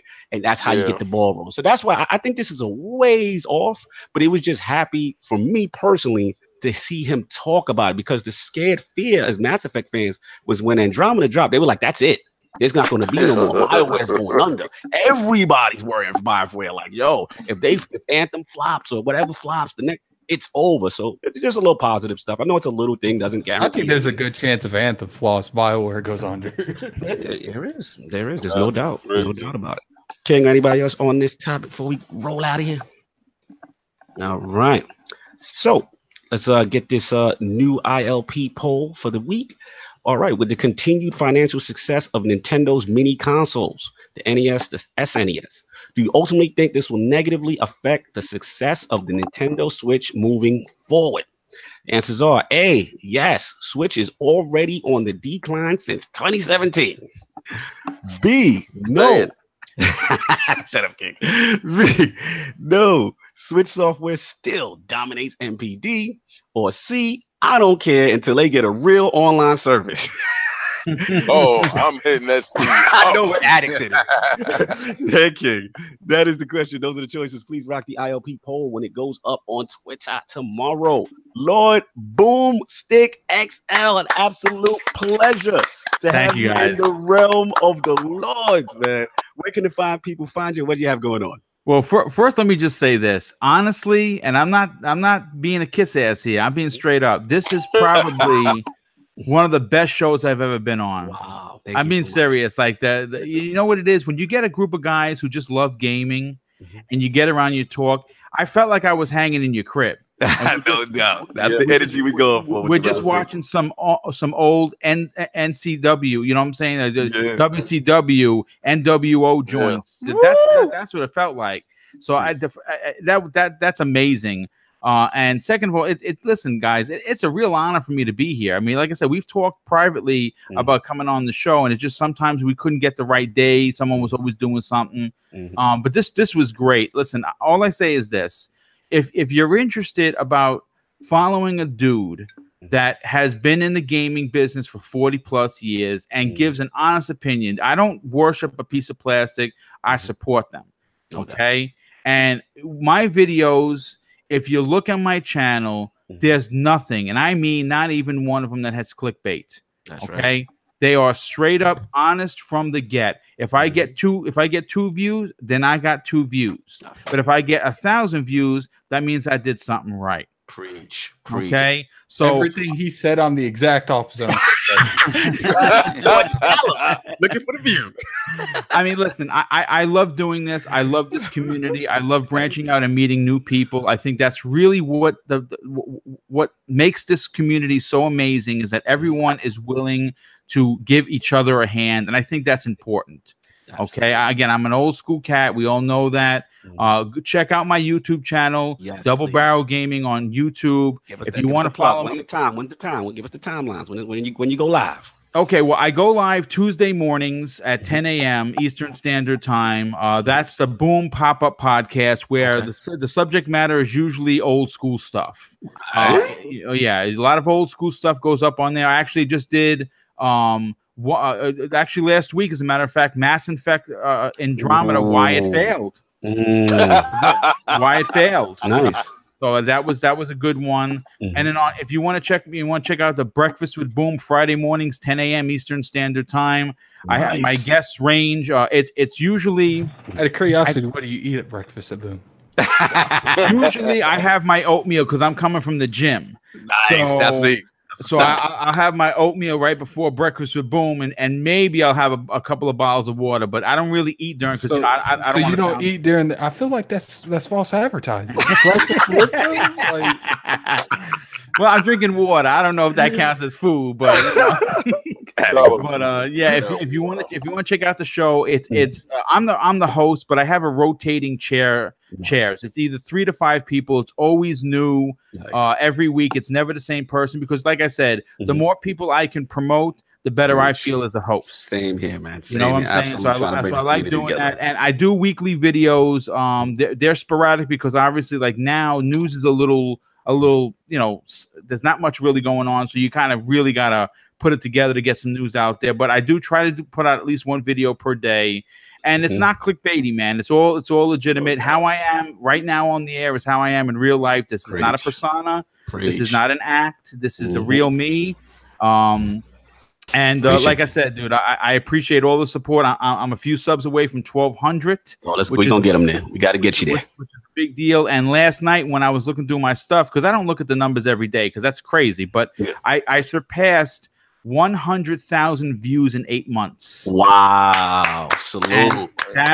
That's bananas because, like I said, I mean, I didn't even realize I was going to get 100 subs, let alone nearly 1,200. So again, thank you. A big shout out to the community that has supported me. Big shout out to everybody on this panel. Listen, we definitely got a game together because absolutely. The game attack will be exchanged. Yeah, absolutely. Well, mine is simple. Mr. BoomStick with King, he's doing whatever King's doing. But once again, guys, it was a real honor and a pleasure to be here. Thank you so much for the invite. You are welcome. Always a pleasure to have you in the Realm of Lords. Long overdue, positive in the community, real stand-up guy. He's from New York too, y'all. Y'all got to show love. Like it was the perfect combination, man. We had to do it, but like I said, love what you're doing. Please support, like I said, Double Barrel Gaming. You can find, like I said, on his 2 shows as well as Crossfire, and where I got a chance to interact with him for the first time, and I was absolutely, man. Shout out to those guys because I wouldn't have got a chance to interact with Lord Boom, and really good dude. So salute to him, Lord Addict. What can the fine people find you? What you got going on? You can find me on Twitter, Lord Addict ILP. Definitely follow me on there. I'm actually coming close to 1,000 followers. Oh, let's go. Let's get Lord Addict subs, man. Gaming Addict. Let's go. You can find me. I'll be streaming. I'm probably going to stream on the ILP Twitch with Kid Smooth on nice. Dead Space 3. Okay. Yeah, that'd be. Yeah, we're got to see how. I'm trying to convince him to play on the hardest difficulty, but I'm not winning in that. So I guess we're gonna play. He wants to play it on easy, but that's not happening. Don't stress that, man. We'll probably play it on like the hard to the one low below that. So we'll see that. See how that goes. I have no. Called medium, sir. It's called medium. Actually, just showed up. Medium. I understand you want to go hard. Pause. But I get it. I get it. No doubt. But see how that goes and see if I'm hoping I can beat it with him. No doubt. Lord Solve, what do you have going on and what can the fine people find you? Not online. Not online. No, you will, but this week I'm going to do it. Definitely. No, that's right. Get on that. We got to create a Patreon tier just for you. Get on that. Yeah, that's right. Get on that Destiny. I got to do it. I'm not going to be left behind this time. No doubt. That's right. Yeah, so you can catch me on Twitter, Lords of ILP, retweeting everything that my lords put up. And Xbox Live, PSN, BX Sovereign. No doubt. And big shout out to BoomStick. You know I love it when the old men come on because that's our talk. That's right. That's right. And he was on premium status. Yeah, he was on premium status today, no doubt. Lord King, where can the fine people find you and what do you have going on? You can find me on Destiny dying. Yo, shout out to the clan. You guys it is so beautiful to see the community come together in such a form and a fashion. Facebook, Instagram, and Twitter is all lit. Facebook is for promotional, is the community. Twitter is for day to day, getting at each other, talking, finding out what's going on, business moves, gaming news, stuff like that. You can really see us interacting there. And Instagram is for the behind the scenes and at the shows, the stuff that you really want to see. What goes on with us? What's really happening? What do they like? What do they eat? What's weird stuff is happening? It is there. You can check it out. But I'm loving everything that's going on. I'm loving the fact that we're bringing pure gaming, that whole fundamental back to movement. Mr. BoomStick, listen, I love the whole narrative. The narrative is good guy gives back who also games. And it's beautiful because this is what we're talking about. This is what we're promoting. And if any platform can elevate that so it can be visualized to other people so they can see it, they don't have to cater to the lowest denominator to get views and to get clicks. The man is being successful with being good. So let's not make good a bad thing. Let's make good a good thing. Game with us. I tell you all the time, if I'm playing, jump in there. I don't bite. I don't care. Let's go. If we're doing a raid or we're doing something, we got space, come on there, man. We have no problem with it. Unlike Addict, he might leave if you die a couple of times. But I'll sit there with you. I'll sit there with you. I love it. But listen, we all love the same mistress, and she's been great to us. 3 life. All right. After that, you're yeah, you see, not me. But we all have loved the same mistress, and she's been very good to us. So I want us to keep enjoying this situation, this video games, because coming from dot pixels to what we have now is insane. It's magic. No doubt, man. Could have said it better. Yeah, man. Like I said, tremendous show again. Lord King preaching the gospel of the Lord. So much appreciated. And like I said, Lord Boom doing the positive things out here. Again, hit that like, subscribe, YouTube on all the Inner Circle Network media, as well as the Iron Lord podcast channel. Shout out to Lord Kaibatsu on the audio. We'll try to get that up later tonight for the MP3 cloud on iTunes and SoundCloud. And those links will be in description when he gets that. On the ILP channel, Flashpoint 25 is up with Ivantis deep diving. We went very deep on Friday mornings, going in with Destiny 2, what's been going on, all the latest changes, getting ready for Forsaken. It's really good show. Dope. Yeah, man, we had a lot of fun with this. This may be the time to come back. If you're on the fence, you want to learn what has changed, please listen to Flashpoint. We work very hard on it. Support me and my brethren. And of course, Lord King Combat Talk. When we got another one coming on ILP. We got another one coming up in September. Actually, we have a couple in September. We have some really good, worthy fights that need to be talked about in September. You have Sean Porter versus Danny Garcia. You have Triple G versus Canelo. And I believe we have Joshua versus Povetkin. Now, I don't normally cover Joshua because I think he has a heart of a mustard seed, but I'm covering Povetkin because I believe Povetkin is going to play spoiler with the Wilder Joshua fight, and you have Wilder versus Fury that they're trying to lock down, but that's not in September. But trust me, Combat Talk is coming back with a Fury in September, and it is a ton of really good fights that you should be interested in. Don't take to heart that this weekend nothing was reported on. Everything sucked this weekend, and it reflected that. All right. So if you want to see HBO boxing, then. No, actually, HBO boxing was the bully going after tomato can, where the tomato can actually tore him up. All right. Gotcha. So be careful what you cherry pick. You're gonna get knocked out cherry picking. All right. And you had 2 bums on PBC, which was on Fox. That is a subsidiary. So needless to say, it wasn't a good boxing weekend. It wasn't a Showtime situation. I feel. So when Showtime come back, we in the building. Al Heyman, what's up?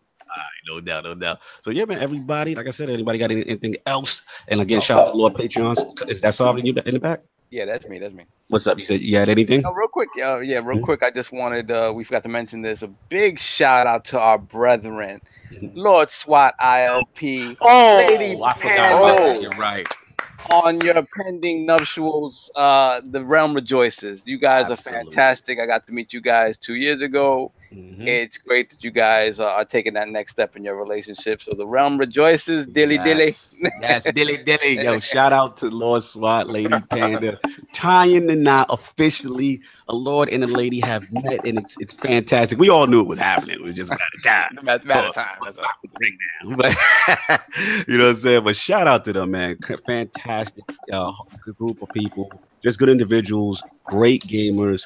We had the pleasure of going to E3 with them. Was 2 years ago. As I was there, it's so much fun, and like I said, SWAT is so talented. One of the originators of ILP, as well as the logo. We got to give him his props. And as far as Panda, she's just tremendous gamer, tremendous writer, and it's good to see them on their journey. It is ILP approved. The matrimony houses come together. Those some dope statues you got there, right? I'm telling you right now. Oh, what you call it? Shining on us? Lord King shining? Yeah, he's shining on us. That's what my camera's not in a good spot, but I would show you a Hulk buster I got about 10 years ago. That it is straight up crazy dope. So, see, this is the type of stuff you'll find on the ILP Instagram, y'all. Please support us on Instagram. We've got a lot of pictures up there, a lot of us interacting at shows, all that cool stuff, man. King out here shining.